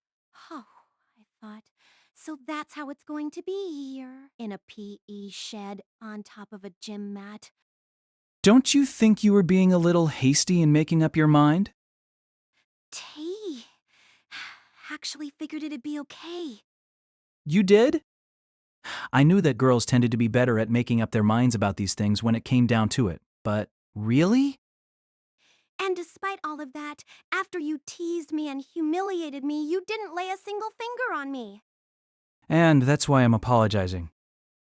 So that's all it takes, an apology. Huh. So that's where I stand. I'm supposed to forgive you as long as you apologize. Ah. Tim, so sincerely and honestly sorry about this. Please forgive me, my stylishly bespectacled class president. I've never been this insulted in my life. Eek. Did she mean the stuff about her breasts? Or was it the stuff about her glasses? Or could it have been the class president thing? Araragi, am I that unattractive to you? Stop it! Stop it! Stop it! Please, don't torment me with that perfect of a line. But if I fondled your breasts like this, I'd probably regret it for the rest of my life. Though I might regret not fondling them too. Still, I made my decision. If to fondle would be to feel lost, then better never to have fondled at all. Would it be acceptable if I were to touch your shoulders instead? My shoulders? Yes, your shoulders. I'd like to rub your shoulders, Miss Hanekawa. Okay, we have a deal. We came to an agreement. I rubbed Hanekawa's shoulders. Rub. Squeeze. Rub. I was amazed. They weren't even remotely stiff. I'd heard that people with poor eyesight were more likely to get stiff shoulders, but she really must have been a healthy one. In that case, getting a shoulder rub from someone with no talent for massages like me probably didn't feel the least bit good. Well, I could definitely say there wasn't any meat to squeeze around her shoulders. I could feel the shape of her bones. Were those her collarbones? In its own way, this wasn't so bad. Wait. No. Focus. Rub, squeeze, rub. And then 60 seconds had passed. That's it. Thank you very much. Not only did I find myself rubbing her shoulders, I was even thanking her. Talk about a slave mentality. You've had enough? Yes, to be continued on our website. T don't see an online back rub feeling very nice. Then, to be continued in the new school year. Yeah, that sounds good. Hanekawa nodded, shaking her braid in the process. So now that you've made a girl do this much for you. As I let go of her shoulders, Hanekawa stood and walked back to the mat she'd originally sat on. But instead of sitting, she turned to face me. You wouldn't dare lose, would you? T will win, Miss Hanekawa. It felt like if I didn't go back to how I normally talked, I'd end up speaking politely to Hanekawa for the rest of my life. But even so, I was able to say it clearly. 1, am gonna win. I'm returning to you victorious. I'll come again. I swear to you, on your chest. No, it's fine. You don't need to do anything on my chest. There seemed to be a bit of a gap between how excited each of us were. Anyway, so this time is really going to be the final battle. That's right, the big finale of our superpowered school action story. And then, just as I said that, Kishot Acerola-Orion, Heart Underblade, the iron-blooded, hot-blooded, yet cold-blooded vampire, the legendary vampire, the slayer and empress of aberrations, a vampiress, adored with dazzling gold hair and a chic dress, a beautiful, blood-chillingly beautiful vampire. No other words were needed, but if I were forced to find them, she was the final nemesis of her thrall, yours truly. Prishot. I shoved the barricade away and opened the PE shed's steel door only to find that the sun had already set outside and that she stood there in the middle of the athletic field. The ground under her feet was cracked. It must have been from the impact of her landing. In fact, the field had caved in around her to the point where her ankles had been swallowed by it. Those bat-like wings were nowhere to be found on Kishot's back as her thrall. I could intuit that she must have traveled from the abandoned cram school's roof. She'd waited for the sun to set, and then she'd jumped to where I was. Still, her feat could only be described as tremendous. I'd congratulated myself for a standing jump of a measly 60 feet, but Kishot had jumped miles like it was nothing at all. Of course, it wasn't fair to compare her jump to mine since I'd been aiming to land in that sandpit, not trying to break any records. But if you asked me if I could jump from the field back to the abandoned school, my answer would be no. I closed the shed's steel doors behind me. With Hanekawa still inside, the door probably didn't pose even a minor obstacle to Kishot, but closing it still afforded some comfort. Don't say a word, I whispered to the other side. Then, I took a step forward, toward Kishot. Hey, I didn't think you'd be the one coming to find me. I'd assumed it would be the hardest part. Figuring out a time, figuring out a place. Unlike my bouts with dramaturgy, episode, and Guillotine Cutter Ashina wouldn't be there to mediate.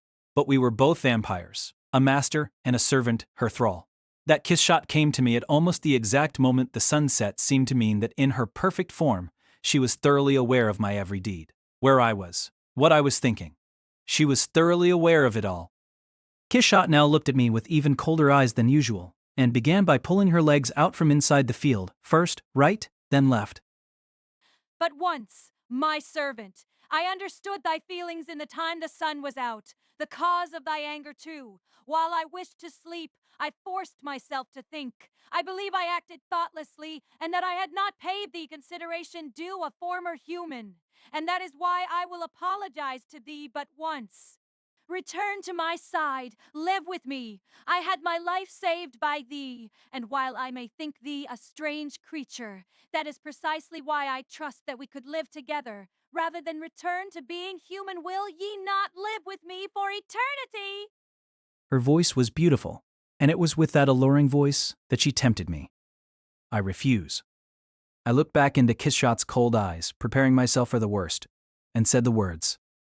You ate a human. That on its own is enough for me. Had ye known that, would ye not have saved me? Ye'd have abandoned me, leaving me for dead. Kiss Shot, I didn't know anything then. No. I shook my head. I did know from the beginning. I was just keeping myself from looking at the facts. I had thought to die for your sake, which meant that I was permitting you to eat humans. But I didn't actually picture other people dying. While my actions may have been beautiful, they weren't right. It didn't matter if I died, but it felt awful when other people died. That was an idiosyncratic view, come to think of it. How could I possibly expect it to stand up to scrutiny? I thought you might speak thus. Those were the words I wished to hear from thee. And now I am free of doubt, my servant. I, too, had an inkling from the very beginning that thou were such a one. Such a what? Tay had known that thy kindness would only last while I was weak. I'd have no interest in her once she became a perfect existence. She had suspected. There was even a tinge of bitterness in Kiss Shot's words. 'Twas not because of who I am, yet have saved anyone, so long as they were weak. I don't go this far for everyone I know. You realize I'm doing this because it's you. That was what Hanakawa had said. But me? Even if it wasn't Kiss Shot there, I would have... And so I had thought it may turn out like this. Incidentally know that I saved thee as thyself. A heroic soul ready to cast away his own life for my sake deserved better than death by my hands. I deserve better? And my gratitude is thine for doing thy share to repay the favor. Now come closer, my servant. Do ye know already, to judge from thy expression, indeed, by slaying me with thy hands, ye return to the ranks of humans that ye love so. I gulped. I realized anew that she saw through me and also just how vast the difference in power between us two was. Facing her here, one-on-one would be different. It wouldn't play out like any of my fights against the trio. I felt intimidated and overwhelmingly tense, like I was being strangled by the air around me. That was it. The battle that was about to unfold was, in no uncertain terms, a fight to the death, the biggest difference of all. Nothing prevented it now. On top of that, I was facing the aberration state. Don't feel too despondent, my servant. She looked the slightest bit happy. In the best condition I've been in during my 500 years alive, when I faced those three at the same time, not only was I under the weather, they took me by surprise. I certainly hadn't expected my heart to have been stolen. It is rare for one of my class. In all honesty, even I am unsure of what will happen. But as I face the most powerful of all the foes I have fought until today, there is no need for me to hold back. It is that I am happy about. T can't promise they'll be able to meet your expectations. I worked up my courage and began to walk toward her. Normally, I would have run away instead, but this was different. I had a dear friend at my back, sitting inside that PE shed. There was someone I needed to protect. I couldn't run away. I had to face it. Just watch, Hanakawa. I'm not going to look pathetic in front of you. After all, I'm a former human, formerly food for you. Fret not. While I will be killing thee with malice and enmity, I shall give myself a handicap. What was it that boy liked to say? Ah, yes, a 50-50 fight. I shall set such rules. 'Tis a game. Kiss Shot hopped as she said the words. A moment later, she was directly in front of me, so close our legs nearly became entangled. In her perfect form, she was taller than me. She looked down on me from where she stood. T will not fly. I will not hide myself in the shadows. I will not turn to mist. I will not turn to darkness. I will not vanish. I will not transform myself. I will not use the power of my eyes. I will not even generate matter. Needless to say, I will not use my enchanted sword Kokoro-Watari, the Aberration Slayer. In other words, I will not use any of my active abilities. As a vampire, ye have my word. Of course, feel free on thy part, but transforming thy body from the arms forward is about all, is it not? And that I was only able to do because Hanakawa had been kidnapped. Now that my mind was closer to the human side, it seemed unlikely that I could even transform my fingers. The story would be different if I had dramaturgy's force of will or experience, but I was a beginner who had neither. Normally, as thy mistress, I would be able to exert some degree of control over the actions of my servant, but I shall not do that either. I promise not to do such a boorish thing. We shall fight only with our refined, pure powers of immortality that should negate any need for experience. We will stand here at this distance and fight to the death. Would that not make it a 50-50 fight? You must really be bored. I glared at Kissshot's face, which loomed over mine. You're gonna do all that just so you don't have to hold back? I mean, isn't that exactly what we call letting your guard down? Letting my guard down, unfortunately for thee, I am not so foolish as to let my guard down against my own thrall. But if I did not offer thee a fighting chance, there would be no game, would there? I do not wish to hold back. But my foe, abandoning the fight in the middle of the match, would not do it all. Then she held out her hands, ready to fight. Her hands were open and flat. Set to chop, she prepared herself to fight at our super close range. I tried doing the same. An open hand was better for this situation than a closed fist. When you have the physical strength of a vampire, the difference in damage that a fist can inflict compared to a chop is practically negligible. In that case, an open hand is more versatile and easier to use. I then looked at my surroundings. While the sun may have set, it was not late into the night, no one would be inside the school, but there was no guarantee that we wouldn't have witnesses. As far as we were from houses, I had to settle this quickly. But as I thought that, Kishot spoke. What nerve, my servant taking thy eyes off of me at this distance? Do not worry, those three are already gone. And as for any regular human, none could even approach me at my full power. If someone does see me, I shall be no more than a rumor around this town. A rumor. A street rumor. An urban legend. Idle gossip. Rumor would give rise to rumor, and rumors had a funny way of coming true. Of course, that doesn't go for those rations in the shed behind thee. Kishot, I have something to ask you too. One last question of my own. Oh, then let us have it. A souvenir to take with thee to the underworld. I'll answer anything. Just ask. What are humans to you? Food. T.C. She answered without a hint of hesitation, and the answer undid the final knot that held me back. And I wanted to hear that from you too. I wanted to hear those words come out of your mouth. Then I moved, and so did Kishot. D needs you to die, master. Prepare to die, servant. Perhaps it was to keep the situation at 50-50, though Kishot appeared to move at the same time as me. She'd allowed me the first move. The edge of my open hand swept sideways toward her face, decapitating the top half of her head, sending it flying, blonde hair and all. But then, as if she'd anticipated the move, Kishot unleashed a chop that caused my skull to explode. We had both used the same technique, but the power she displayed seemed to be on a different level, while the point of impact was far smaller than Dramaturgy's fist. That smaller size seemed to concentrate the force behind it to one spot. Each of us had sent the other's head flying. Normally, the fight would end at that point. But neither Kishot nor I was human. We were monsters. It didn't matter if our heads went flying or if our brains were destroyed. And there was no time limit. My consciousness and my vision were severed, just for a fraction of a moment, and I immediately regenerated back to my original state. Neither of us showed any signs of damage.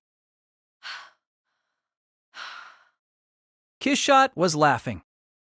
Ha! Ha! Ah! Ah! Joyfully she laughed, with such vibrato it sounded as if she was trying to harmonize with herself. How wonderful! This is it! This is the thrill of two vampires fighting to the death. More, servant! Shut your mouth. Chops crossed paths with chops. They were not only aimed at the head, but at the body and the limbs as well.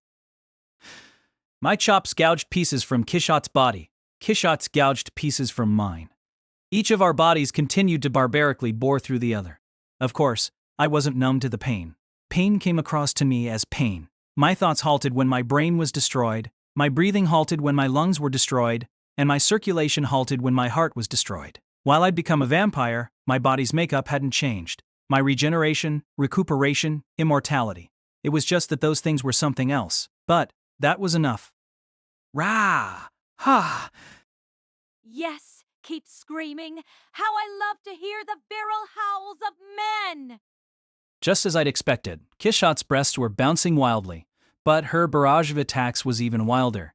And throughout it all, she roared with laughter. I felt pain, and surely Kishot must have too. It wasn't as if she was divorced from her sense of pain, yet she betrayed no signs of it, not even a blink of the eyes. She didn't grit her teeth as I did, nor did she scream as I did. It didn't matter what part of her I destroyed. Her brain I destroyed, her lungs I destroyed, her heart I destroyed. But she seemed not to care and continued her deafening laughter. Her eyes were cold, yet she looked happy. It was a gruesome laugh. Damn it! Hold now, servant. It is too early to utter such a line. Why so vexed when we appear to be evenly matched? Did that mean she was used to the pain? Was the pain of her body being torn to pieces nothing more than a familiar sensation? If so, these last 500 years, what kind of carnage and bloodshed had she seen? What did she survive? Our difference in experience, difference in combat experience. Grr, bah, ah. But I would use my sheer willpower to close that gap, or at least that's how these stories usually went. Aye. That's it, Scream. I want to hear thy roar. Stop acting like this is easy for you, Kishot. How sad it makes me to know that I'll never hear ye call me that again. Our fight went nowhere. No matter how much blood was sprayed, no matter how much flesh was scattered, it all evaporated before hitting the ground and regenerated in the time it took to do so. And so, neither of us incurred damage. For my part, death by shock from all the pain seemed within the realm of possibility, but perhaps a vampire's immortality brought you back to life, even in that case. Still, it was strange. Our powers of immortality were evenly matched. Kishot had the edge in attacking. This in itself wasn't strange. But honestly, I hadn't thought my chops were capable of wounding Kishot to such an extent. I'd been convinced that I was at an overwhelming disadvantage when it came to that. But in truth, my attacks were destroying her body without even landing that hard. It was like destroying a chunk of tofu.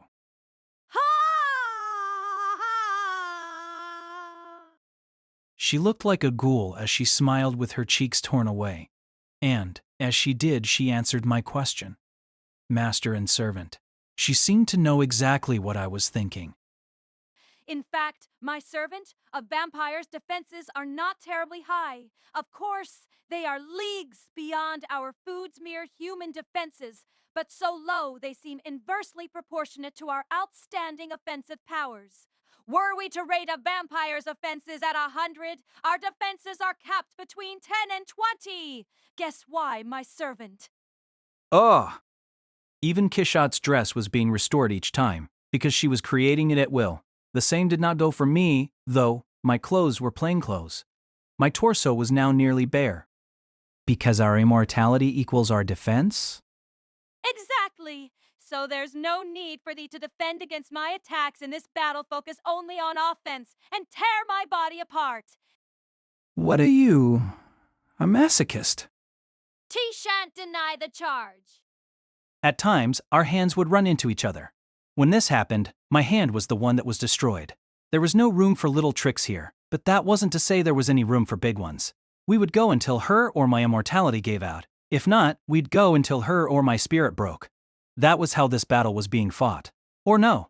This barren fight was nothing more than an opening skirmish. It was like play to kiss a shot, and while it may not have been play to me, it still felt like I was only just getting ready. I knew.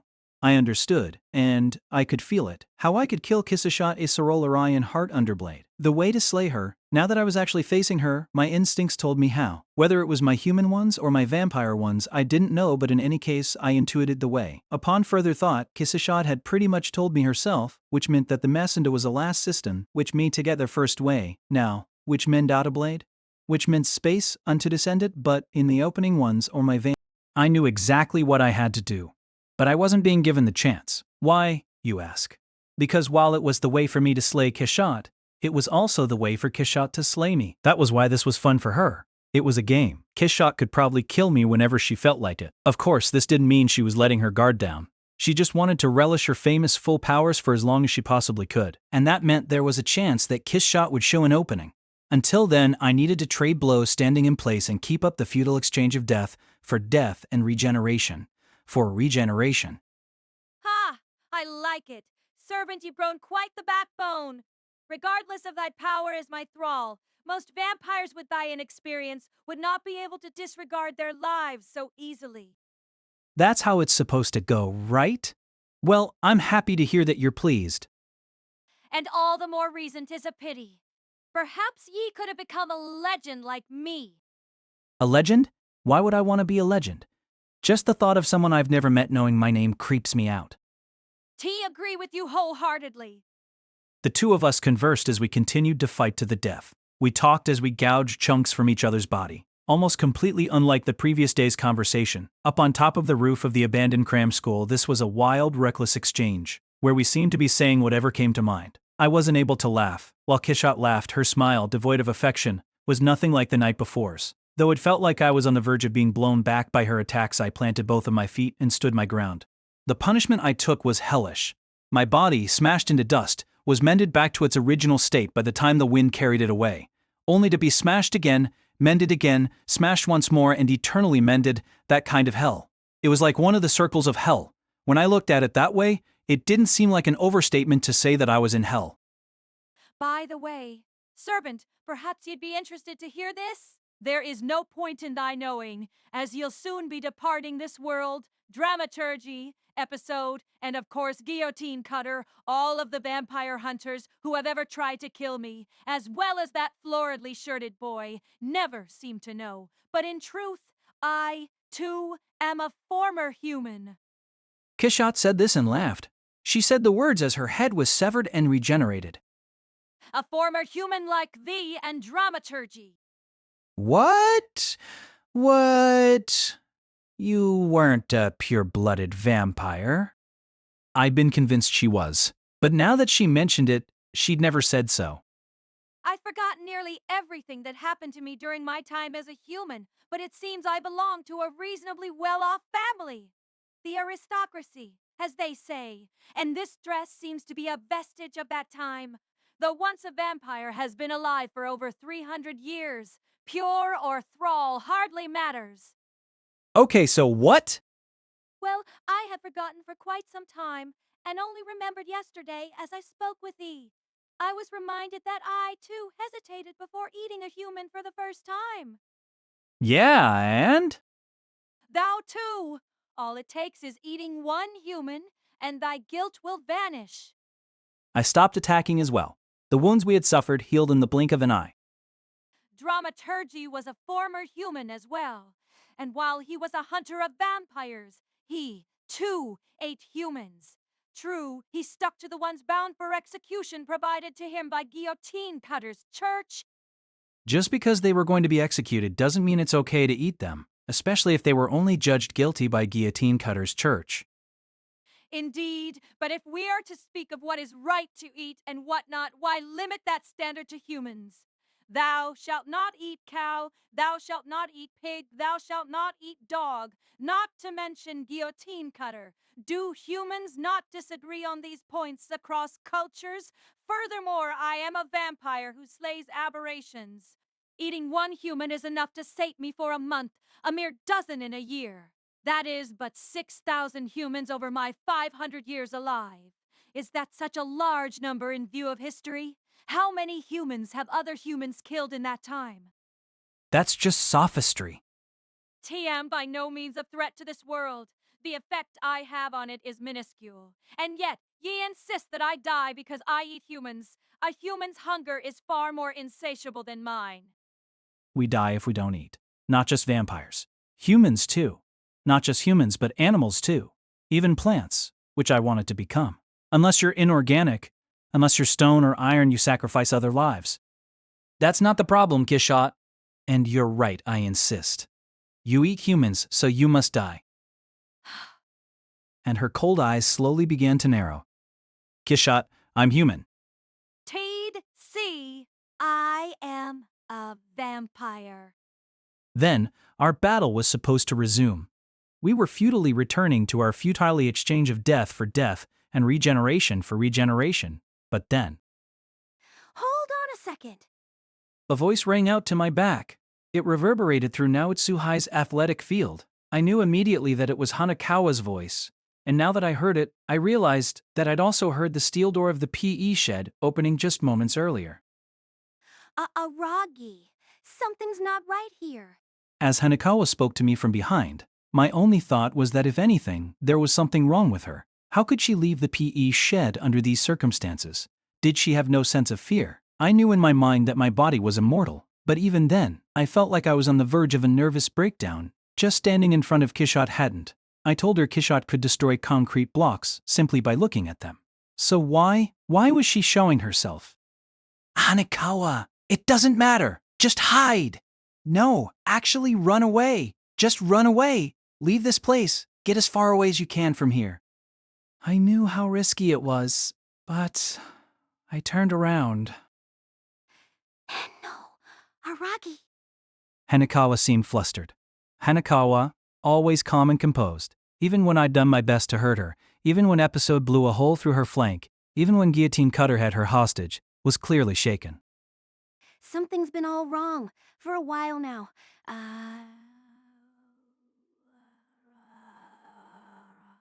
Araragi, I think we're still overlooking something hugely important. Overlooking? Could we possibly be overlooking something even now? No, there was no way. Only one thing remained for me to do. Shut up! Kishot seemed flustered as well. This was quite the unexpected reaction.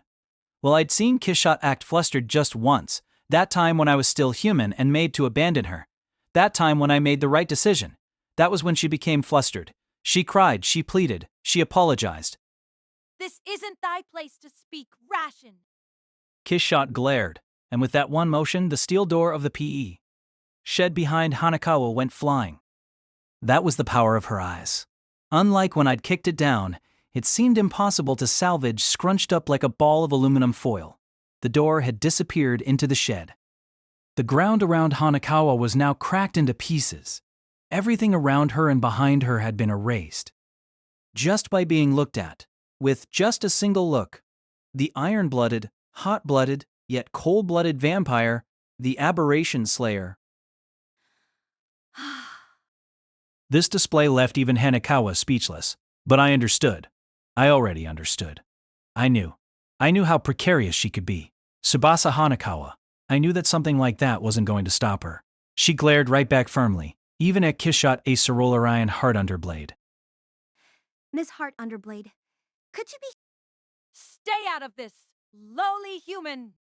Kishot looked at Hanakawa again. She looked at her. She was using the power of her eyes, the power of a vampire's eyes, but an opening, which hadn't even been hinted at during our futile fight to the death finally showed itself. Of course, unlike me, Kishot certainly had room to take her eyes off of our fight, but right now was different. As she looked at Hanakawa, she was flustered. Openings everywhere. Kishot! Screaming her name, I jumped in between her and Hanakawa. I took the full brunt of her eyes. As my entire body was blown away and scattered, I sunk my teeth into her throat. I sunk my teeth into her, my elongated canines, my fangs. A way to slay Kishot. A way to slay a vampire. A way for a vampire to slay a vampire? Once you thought about it, it couldn't be more self-evident. My instincts told me how. I didn't know if they were my human ones or my vampire ones. But still, in fact, she'd told me. Kishot's not quite advice to me before my fight with Dramaturgy. I doubt Dramaturgy would use the tactic. But do be careful not to let him suck thy blood. Vampires who have their blood sucked by another vampire will see their very existence run dry back then. I wasn't interested in sucking blood, but things were different now. I was feeling a bit hungry. I began to suck her blood. I'd sunk my fangs into her soft white skin. No one had to teach me how to suck blood. I just knew, precisely as a human fed. Whew. Kishot began to moan, while her spilt blood returned. Her sucked blood didn't. It was because I was draining her energy. One aberration was simply turning against another. You couldn't even call it feeding on her. Sure, feeding on her was what I was doing, but you couldn't call it that. All I was doing was slaying an aberration. I'd used my body to block Kishot's glare. It shouldn't have made it to Hanakawa. If I could keep going and suck Kishot dry, if I could wring every last drop from her just as she did to me that day. Ha! Even as she fell backwards, with me leaning over her, Kishot laughed. Ah ha ha ha ha ha ha ha ha ha. So she was going to die laughing. That was fine with me. But I had to admit, her blood Kishot, Acerola-Orion heart underblade's blood tasted better than anything in the world. I felt like I could go on drinking forever, no matter how much of it there was. I wanted to go on drinking forever. It was delicious. Kishot. Just like this, without feeling a hint of fulfillment or an inch of accomplishment, but with unfaltering determination. I will kill you. The life I once saved, I would now end. It was my responsibility. But even after she died and I returned to being human, I wouldn't feel any sense of fulfillment or accomplishment, her death a bare result. Huh? And then, it suddenly came to me. Was I overlooking something? If I was, then what was I overlooking? If it was so important that Hanakawa had to leap out of the pea shed to tell me, what in the world could it be? And why did Kishot become so flustered? Why did the foolish ramblings of someone she considered no more than rations enrage her? She'd shown so much composure up until then. Plus, I'd heard her say that before.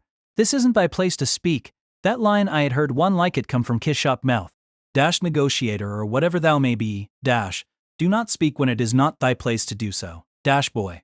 That was it. Kishot had said that to Oshino, but what had we been talking about? I remembered. Oshino had said, dash and heart underblade. I'm pleased, dash you made Araragi your thrall dash, but you do intend dash to turn him back into a human. I pushed Kishot over and had her trapped between my legs, but suddenly, without thinking, I sat up. Of course, this meant removing my fangs from her neck. Then I looked at her expression. I looked at her. Kishot's eyes were still cold but now blank, even seeming a bit cloudy, but she was still able to twist her mouth at me. What's the matter, servant? I still have nearly half of my blood left. While I may not be able to move for now, having lost so much blood, I will recover in no time, unless ye make haste. She was probably right, both about being unable to move and about recovering right away. But more importantly, there was something I had to ask her. I thought I'd asked her my last question, but there was something I needed to ask her, even if it might not be a good idea to ask. Ashe. Kishot. What is it? How? Were you going to turn me back into a human? What does it matter to thee now? TT does matter to me. It's important. That damned ration. She should have kept her mouth shut. The castigated Hanakawa slowly walked toward me and Kishot. She'd put her sweater back on and retied her scarf. Meanwhile, I could tell by her jiggling breasts, worthy of sound effects, boing boing, were this a manga, that she hadn't had time to wear her bra. But Hanakawa seemed not to care as she approached us. Miss Heart Underblade, were you planning on having Araragi kill you from the very beginning? So that you could turn Araragi back into a human? I'd overlooked something. What if it hadn't turned out this way? For example, what if I'd never witnessed Kishot eating guillotine cutter? How was Kishot planning on turning me back into a human then? What method existed outside of the one that Hanakawa had discovered? It had never even occurred to me. I had overlooked it. Entirely. That's enough foolishness from thee. Ration. On what grounds? Then could you please tell me how you were planning on turning Araragi back into a human?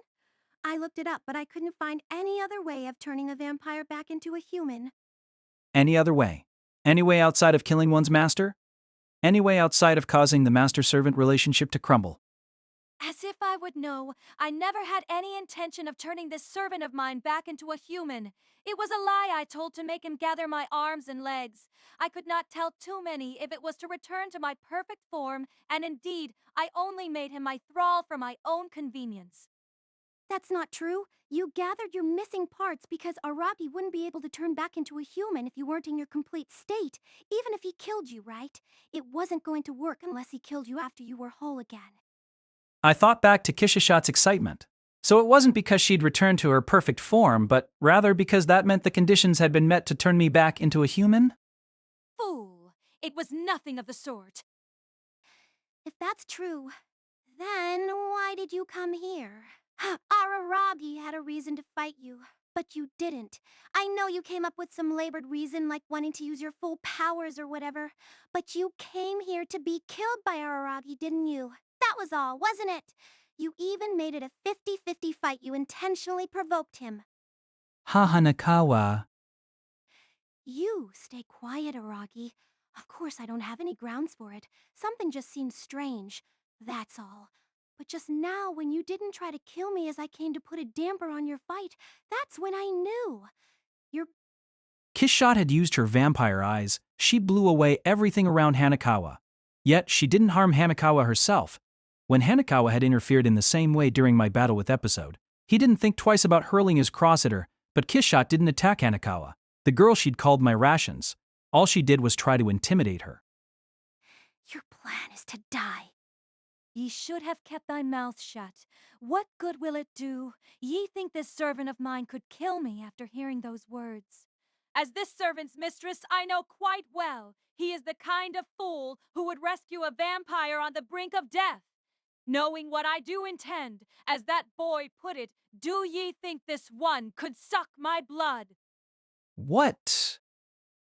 Well, but. Kishot gave her a cold look with her two blank eyes. T had thought it would be the hardest step of all. I was vexed by how to make him kill me. That is why I kept mum about the way to turn him back for as long as I could. I was afraid we simply had to plunge into it. But in what I will admit was an unexpected turn of events, the stage was set thanks to Guillotine Cutter. Had I known that eating a single human sufficed to render him so irate, I'd not have worried so. Kishot looked at me before continuing. To only I could have simply been the villain, the despised, and slain thus. There was no need for thee to be privy to my intention. Why not? But at the same time, if I looked at it that way, everything did check out. Why would you want to do that? My servant, I had been searching for a place to die. A place to die? The cause of death for 9/10 of vampires. Suicide. Boredom killed vampires. She was so bored. And that is why I came to this country I had not returned since the death of my first thrall. It was not for sightseeing. But she didn't want to die. That's what she said, crying and screaming. Her heart had been stolen, her limbs had been severed. She'd just barely escaped with her life. T thought I was ready to die. That is what I had told myself. But at the very end, I grew scared of death. The thought that after 500 years alive, I would vanish, it began to scare me. That thought that I would be gone scared me so. That is when ye came along, and when I sought thy help. And I helped you. I hadn't been moved by any grand notion. What would happen next, what the future would hold, I'd had no notion. I was moved by one thing alone. Her crying face. I didn't want to have to see it. I couldn't bear seeing it. 'Twas the first time in my life that anyone helped me. No one ever helped me, neither human nor vampire. And as I sat there sucking thy blood, I began to wonder what was I doing. And so once I was done sucking thee dry, I decided against devouring thee and made thee my thrall, my second one ever. Though I'd taken quite some time to awaken, and she thought I'd go into a frenzy. Kishot said. She'd stayed by my side the whole time. She was there to nurse me. Yet somehow ye awakened. Of course, I would not have objected if ye wished to remain a vampire, but as I had expected, thy wish was to turn back into a human. While I had mulled it over while ye were unconscious, it was then that I decided. Her tone was infirm yet firm. T would die for thy sake. For my sake? To would have thee kill me, restoring thy humanity while dying at last. I felt as if at last I had discovered a place to die, a place I had been seeking for the past 400 years. 400 years? That was when her first thrall. She had told me about restoring his humanity. Dash at the time, I was in fact unable to turn him back into a human Dash, and I planned to use the lessons I learned then this time around. T was unable to die for his sake, unable to die for another, unable to restore his humanity, and so... You'd do it for me. She would do it to restore my humanity, to help me. For that, she was going to give up her own life? But don't let it get to thy head, servant. This was my responsibility from the beginning. None of this would have happened if not for my disgraceful behavior, and I would have died then if not for thy help. Huh? Wait. Hold on a second. This situation was impossible. At this rate, my mental preparation, I'd promised Hanakawa that I was mentally prepared. What is it now? Crying? Are ye? Ah. Then I realized my cheeks were wet. Why, after all, it didn't matter. None of this changed what I had to do, right? Even if she was trying to die for my sake, she ate people. What a crybaby I have as a servant. Pitiful. And no, these aren't tears. This is blood. Oh. It's my blood flowing, Dash, and it flows in you too. How in the world were things turning out this way? Kishot was a vampire. She had eaten guillotine cutter. She had eaten 6,000 people until now. But even so, she was alive. Wasn't it the same then? What I had done, what she was trying to do, what she had done, what I was trying to do, all the same, wasn't it? Now look at this mess. Ration. I'd planned to show him an opening whenever the fancy struck me, so he could slay me, But what does that matter? Because, my dear servant, the only choice left to thee is to kill me. Why would you say that? My preparation, my mental preparation. Kill me here, or starting tomorrow I shall eat, let's say 1,000 people a day. Now that I've said that, ye must kill me. No, if I poached thy rations to prove that this is no idle threat, would it move thee into action? Yea, saved my life, so be the one to snatch it away. Isn't that the responsible thing to do? Kishot? Only one other called me by that name before thee, and ye shall be the last. I looked toward Hanakawa as if to ask for her help.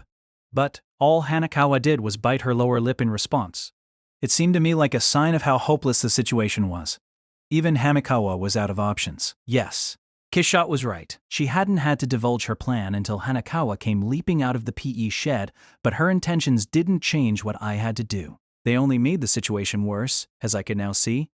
But had I not found out, had I gone on being mistaken about Kishot for the rest of my life, I would have been deprived of even regret and remorse. It would be as a clown if I turned back into a human. How was that acceptable? My wish would come true, but that would be it. It wasn't a happy outcome for anyone. It was just pinning everything on Kishot. Come, come, come, come, come, come, come, come, come, come, come, come.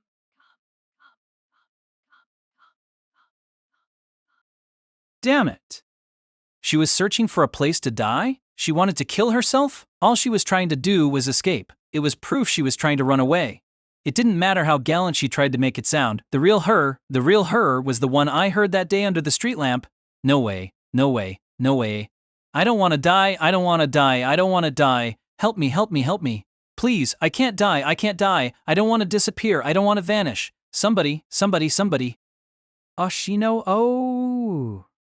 Ashino, oh. And so, I looked up to the sky and screamed with everything I had. I used the full capacity of my vampire lungs to release the loudest roar I could. Meme Ashino. And I called his name, the name of that Hawaiian-shirted, frivolous, sleazy man. The name of the man who had known everything from the start, but said nothing brazenly with an unlit cigarette in his mouth. I know you're out there watching us, so stop acting so important and show yourself. I've got a job for you, bastard. Hanakawa was looking at me shocked. Kishot was looking at me shocked. But I paid them no attention and continued to scream. Oshino, I know you're there, you'd have to be watching us with all that crap about being neutral. Now I understand I don't need any more explanations from you. So come out here now that I understand. I know damn well that I'm not the victim and that it's my fault. So come out here, meme Oshino. Dash, you don't have to yell. I can hear you fine. And with the same aimless attitude as always, Ashino was there, sitting on top of the roof of the PE shed. He sat there cross-legged and his face in his palm. He looked like he found it all a big pain in the ass. I don't know when, but he'd suddenly appeared there. Araragi, imagine meeting you here. What are the chances? Ashino. Haha, how so spirited something good happened to you? Have a job for you. I focused squarely on him and repeated myself. Want you to do something. Something. Ashino jumped down from the roof of the shed and laughed sarcastically. While he didn't look to be the least bit athletic, he made a clean landing without the slightest bend of the knees. Then, he began to approach me with a carefree stride. That's a tough one. Tope. TT's not an issue of money. Then what's the issue? A personal one, what else? Stop trying to force this on me, he said, as if refusing. Actually, refusing was exactly what it was. Hey there, Missy Class President. Ashino raised a hand to Hanakawa. This would be our first time meeting, right? Nice to meet you. Yes, nice to meet you too. My name is Hanakawa. It was a good thing I decided to stay around this town, even though all that business with Heart Underblade had wrapped up. If I'd left, I never would have had the chance to meet you. Is that so? I was convinced that you hated me, Mr. Ashino. Oh, stop. I could never hate a girl. If Araragi told you something weird, take it from me, he's just making up gossip.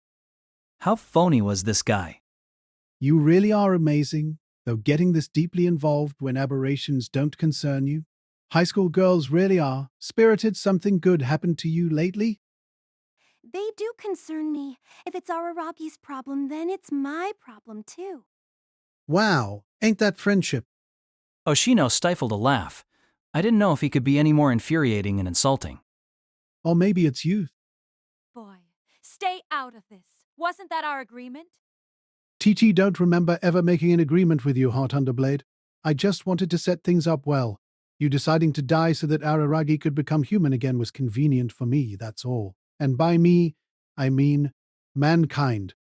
That was it. It was probably the same with Guillotine Cutter. When he meekly turned over Kishot's arms, I was puzzled, but Oshino told me how he'd explained the situation. Kishot was agreeing to help turn me back into a human. That's why Guillotine Cutter returned them. Oshino must have used that to forge a compromise. It's how he convinced Guillotine Cutter. That was why he agreed. In that case, he could return her arms without going against his creed. Plus, he'd be able to save face as his religion's archbishop.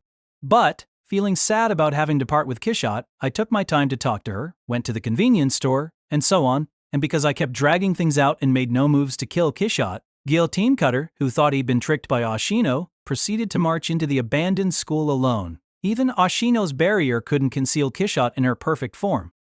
So things did play out more or less as I expected, but, Missy Class President, you did make a grand mess of things. Araragi really didn't have to know about that. Tuh, I think that's wrong. Oh dear. Well, I've got to admit, you do have one big chest on you. Hanakawa held her arms over her breasts. Flustered. Bounce, bounce. Oh, my mistake. I meant to say you've got one big heart in you. Yeah, right. It was sexual harassment, plain and simple. Either way, that's a very wonderful, model student-like thing for you to say. But in that case, the LA Missy Class President, what do you suggest we do here? That's for Araragi to decide. It'd be so awful if he were to end things without knowing the truth, to say the least. You catch that, Araragi? What a tough spot you've been put in. Missy Class President is so kind, she's cruel. There really is something off about her. What exactly does she see in you that lets her trust you like that? So what'll you do? My original plan was just to watch the aftermath play out, but it looks like just as I thought the ship had sailed, I found myself on it, so fine, I'll listen to your request. This is a job for me as a professional, correct? The fee can be… that's right. That 5 million I called off, you can owe it to me again. So, what is your heart's desire? I want you to tell me a way to make everyone happy. That was what I desired. From the bottom of my heart. A method that will keep all of us from being unhappy. How could something like that possibly exist? Are you stupid or something? There's convenient, and then there's that. That's an essay topic for an elementary school ethics class. It's unrealistic. Ashino, Primero. However, I can think of a way that will make everyone miserable. As I looked at him dumbfounded by this reply, he quickly went on to explain. In other words, the grief created by this incident will be split among everyone evenly. No one's wishes will come true, but if you're okay with that, there is a way. Everyone would be miserable. Everyone would bear the misery. It would be split. Parceled out and borne by everyone. It wouldn't be all forced onto one person. To be specific, well, okay, Araragi, you'd stop just short of killing Heart Underblade. You'd take away nearly all of her traits and skills as a vampire, leaving just enough to keep her alive. For your part, Heart Underblade, you will come even closer to death than you were before. So close that you'll be left with nothing, no shadow, no trace, no game, not even a name. You'd become like lowly human mockery of a vampire unable to eat a human, no matter how hungry. And you, Araragi, that wouldn't allow you to turn back into a human either, but you'd be extremely close to one. You, Araragi, would be like a vampiric mockery of a human. You'd have a few traits and skills as a vampire left, and while you wouldn't technically be able to call yourself human, you would be infinitely far from being a vampire, making you infinitely close to human. You'd, of course, be nothing like a half-vampire. Instead, you'd be an ill-defined, half-baked creature. How fitting. Fitting? And of course, you wouldn't be able to eat humans if you got hungry either. However, if that were the case, regardless of what happens to you, Araragi, Heart Underblade would starve to death from lack of nutrition. So, Araragi, you would have to constantly be giving Heart Underblade your own blood. The one source of nutrition that would keep Heart Underblade alive would be your flesh and blood, the very thing that will have reduced her to her vulgar state. You would need to devote the rest of your life to Heart Underblade, and Heart Underblade would have to spend the rest of hers nestled up to you. In that case, in other words, we humans, Yes, we would have to give up on slaying this dangerous creature we call a vampire. Any plans to wipe out the Aberration Slayer, the iron-blooded, hot-blooded yet cold-blooded vampire, as well as underscore her thrall would have to be abandoned. If her powers were taken away to that extent, then hunters like Dramaturgy and Episode wouldn't even be able to locate her anymore. In other words, the risk would still remain. Heart Underblade and Araragi could become vampires, and they might begin to eat humans. That risk would still remain, and it would be very real. If we did that, everyone would be miserable. No one's wishes would come true. Kishot would be unable to die. I wouldn't be turning back into a human. 2 vampires would be left alive. How dare ye spew such ridiculous thoughts, boy? What do ye know, boy? Ye've not spent a tenth of my time alive. I have had enough of thy self-serving nonsense. I have no wish to go on living in such a form. I will not abase myself and live in disgrace for all to see. This place is where I shall die. I have finally found it. I can finally die. I will die for my servant's sake. Allow me to die for his sake. Kill me. Kill me. No part of me wishes to live. That's what I'm saying, you'll be miserable. Your wish won't come true. Of course, Araragi is the one who gets to make the decision. Missy Class President is exactly right. Servant, as I just said, do not fall for that boy's cajolery. No part of me wishes to live. Yes, but I want you to live. I was clear-eyed and determined as I replied to her.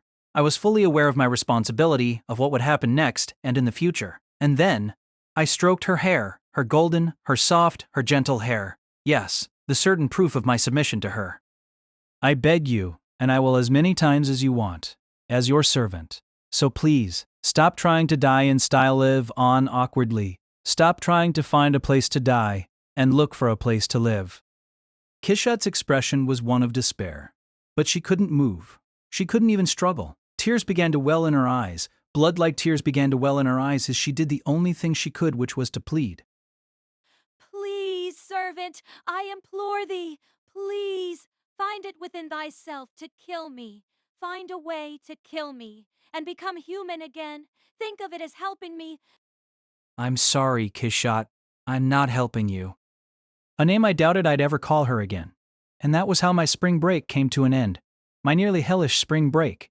The curtain fell on the last spring break I would ever spend as a high school student, with misery for all and redemption for none. An unhappy ending that was a cruel sight to behold. Epilogue. Or rather, my life from now.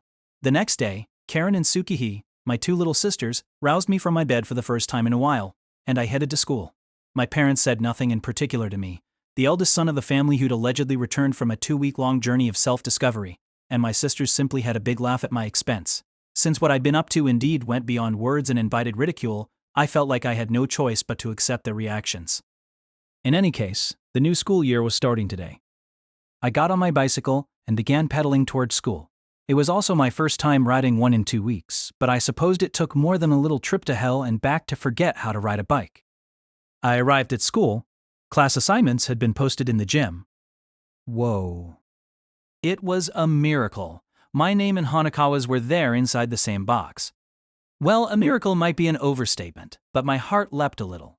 I hadn't felt anything close to the same emotion looking at class assignments for my second year, though I couldn't describe the true nature of that emotion even if I tried. Marvelously enough, Hanakawa and I were going to be in the same class. I picked out Hanakawa from among the throng of students, scrambling to check what class they were in, and called out to her. Such textbook examples of model students were rare even at Naotsu High, so I had no trouble finding her. She had changed her hairstyle. Actually, all she'd done was split her one braid into two, one on each side, but even that had quite an effect on the impression she gave off. Oh, if it isn't Araragi. Howdy. Hanakawa looked tired. Her shoulders were slumped, and she even seemed to be stooping a little. What a torpid way to start off the new school year. Is something the matter, Miss Hanakawa? What could it be? Did she not like our being in the same class? Although I was beset by paranoia, that didn't seem to be the case. Hanakawa pulled on the sleeve of my uniform to lead me outside the gym. Once we reached a place where we could talk in private, she groaned. I forgot. Okay. They've probably found it by now. While I had tried to clean up the athletic field as best I could, there was simply nothing I could do about the door that had been crumpled up by a vampire's eyes like a ball of aluminum foil, so I'd left it behind and gone home. I hadn't gone to the field yet, but the door had disappeared entirely. How could there not be an uproar over that? They'd surely conduct a thorough investigation of the area around the shed, and that's what seemed to be causing Hanakawa distress. While it was no time to be worrying about that kind of thing, I, Tsubasa Hanakawa, made my mistake of a lifetime, and it will be my lifelong shame. Don't worry, Hanakawa. Why not? I made sure to grab it. What did you just say? I would never let you embarrass yourself like that. How did you keep it in mind under those circumstances? Hey, don't say such sad things. During all of spring break, your underwear was always my top priority. That's the saddest thing I've ever heard. So yes, top and bottom, together, now as a set in my room. Give them back!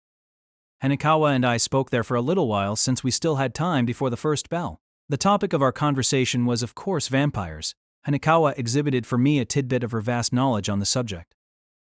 It's just a theory, she began, but vampires sucking human blood apparently means completely different things depending on whether they're feeding or creating a thrall. Yeah, I feel like I've heard that before, either from her directly or from Oshino. When it's for food, well, it's for food, but it seems that creating a thrall is more like intercourse. Intercourse? I'm being serious. We speak of sexual appetites and those two desires being similar, don't we? And when you think about it that way, doesn't it make sense that vampires don't like to create thralls too often?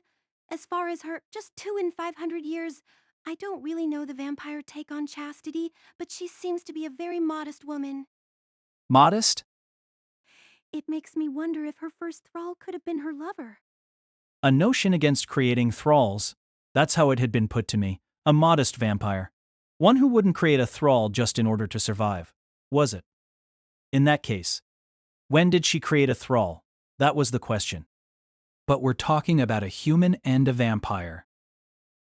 And couldn't that be why she made him her thrall? The existence of half-vampires seems to confirm such couplings. Or maybe those cases are different. Either way, this is just speculation, but isn't that precisely why she tried to redo things with you? To atone for the other time, so to speak. To atone? She couldn't turn her first one back into a human, hence she overlaid me, her second on her first. That could have been it. I'm sure she didn't want to be killed by those 3 expert vampire hunters, but maybe when she came across you, she truly did find the right place to die. It was when she encountered her second thrall. Place to die, huh? When you think about it, the moment she relinquished almost all of her abilities as a vampire by making you her thrall. When she relinquished the ability to suck blood, she may have already been prepared to starve to death. I mean, vampires die if they don't suck blood. That's right? But in order to turn you back into a human, she couldn't allow herself to starve to death. You know, last evening she started out by inviting me to live with her for eternity. But if I'd accepted her invitation, I wonder what she had in mind. Exactly that, I think. Exactly that. Even if you can't live alone, if it's with someone else, you can. Two's better than one, and apparently just two is better than three, that sort of thing. Dunno. Ditto, I said to that. The wound. Hmm? It's still there. Hanakawa said, looking at my neck. The two fang marks on my neck. Oops, isn't my collar hiding them? People in the know might notice. Plus, there's gym class and stuff. I think it might be better for you to grow out your hair a bit. Ah. Taking care of it's going to be a pain. How vampiric are you still anyway? I still have to find out the extent for myself, but, well, my body seems to heal a lot better than before. I think my gums bleed less when I brush my teeth. What a drab... It is what it is. If we're to give it a positive spin, I'd say I was able to turn back into a human, but not without some lasting side effects. I see. Side effects, huh? Well, whether or not I'm human now, just being able to be out in the sun like this feels like a world of difference. How forward-looking. As she said that, Hanakawa's bashful smile too looked much more dazzling under the sun. Well, don't ever hesitate to ask me if you need help with something. I'll be happy to lend you a shoulder to rub any time. All right, I'll let you know if I ever want to rub them. You bet I'll be doing some research before next time, and I'm going to be emotionally prepared for it as well, because I want to make sure it feels good for you when I get my hands on them. We're talking about my shoulders, right? Huh?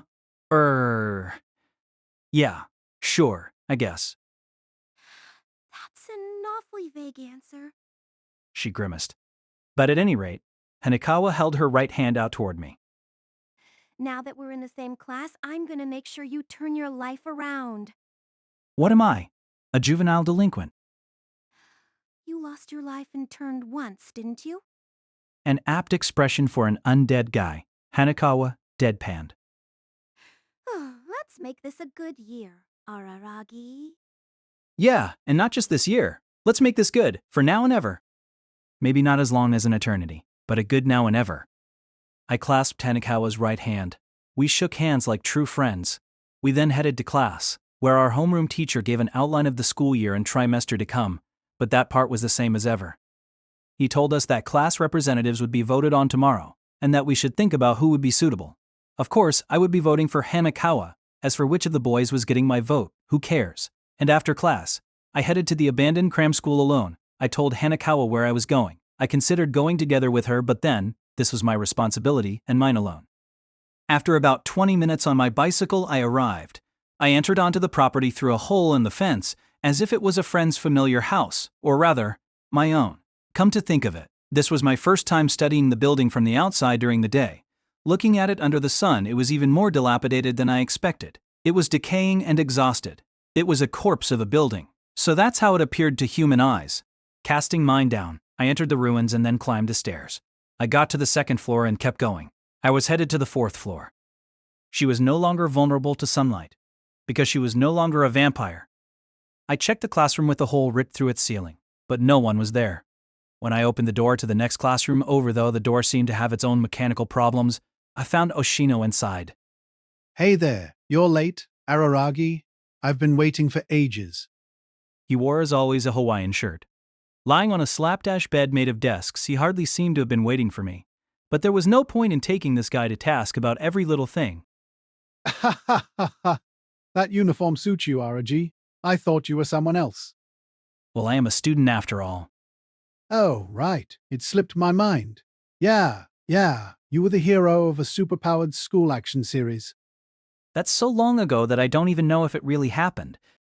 And in any case, I wasn't cut out to be the hero. I wasn't even fit to be the villain or the monster. What I was now was a simple high school student. After all, and all in all, I was a student, even if I wasn't entirely human. I see. And Missy class president isn't with you? Nope, I'm alone. Would it have been better if she came? Nah, it doesn't matter either way for this. If you don't mind me voicing my concerns, beware Missy Class President. Araragi, don't take your eyes off of her. That girl is a little too precarious, even this time around. She gave every last one of us the run, you and me included. If things were to ever center around her, to be quite honest, even I don't know what might happen. Yeah. You don't have to tell me to keep an eye on her. We're friends. Are you now? Well, it's not like I sold you a warranty on my services or anything, but I'd like to see how you're going to hold up, so I'm staying here in these ruins for a while. I looked all around, but this abandoned cram school still seems the comfiest place. Come talk to me if you ever need help. Your help is pretty expensive. It's not expensive. I'm properly compensated. All right? Why don't we get round number 1 started? In the corner of the classroom, there sat a blonde girl. She held her knees in her arms. A petite girl who looked to be about 8. Not 27, not 17, not 12, not even 10. A blonde 8-year-old girl. And she glared at me with threatening eyes. Really, I didn't know what to call her. This girl with no shadow, no trace, no game, not even a name. A husk of a vampire, the dregs of a beautiful demon. And an unforgettable being, for me. Really, I'm sorry. I approached her. I sat next to where she sat and hugged her. If you ever want to kill me, go ahead. She said nothing. She wasn't going to say anything to me anymore. As if to sulk even harder, she struggled a little. But soon she calmed down and went for my neck, still not saying a word, and chomped down. I felt a prick of pain, along with an intoxicating feeling. I don't think this is right, either. I guess you could call it human egotism. The disgust you felt over vampires eating humans is really no different from a cute little kitty eating a mouse turning people off.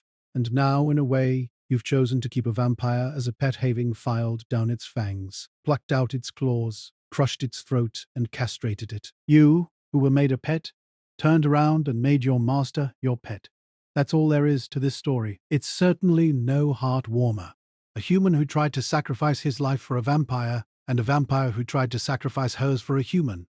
Sounds like blood begetting blood, but I guess blood is thicker than water. I don't intend on inserting myself into this situation since this is just work for me. But if you ever begin to hate yourself over this, Araragi, just let me know and I'll do something about it. I'm never going to start hating anything about this. I'm doing this because I want to. Then, do as you want. Even as Ashino's uncaring repartee came from behind me, I embraced the girl's petite body, which seemed so fragile that mere human arms might crush it if I held it too tight. Having wounded each other, the two of us licked each other's wounds.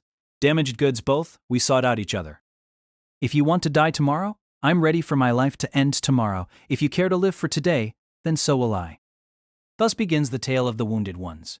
A tale of blood that splattered red and dried up black. The tale of our never-to-heal, precious wound. I will tell it to no one.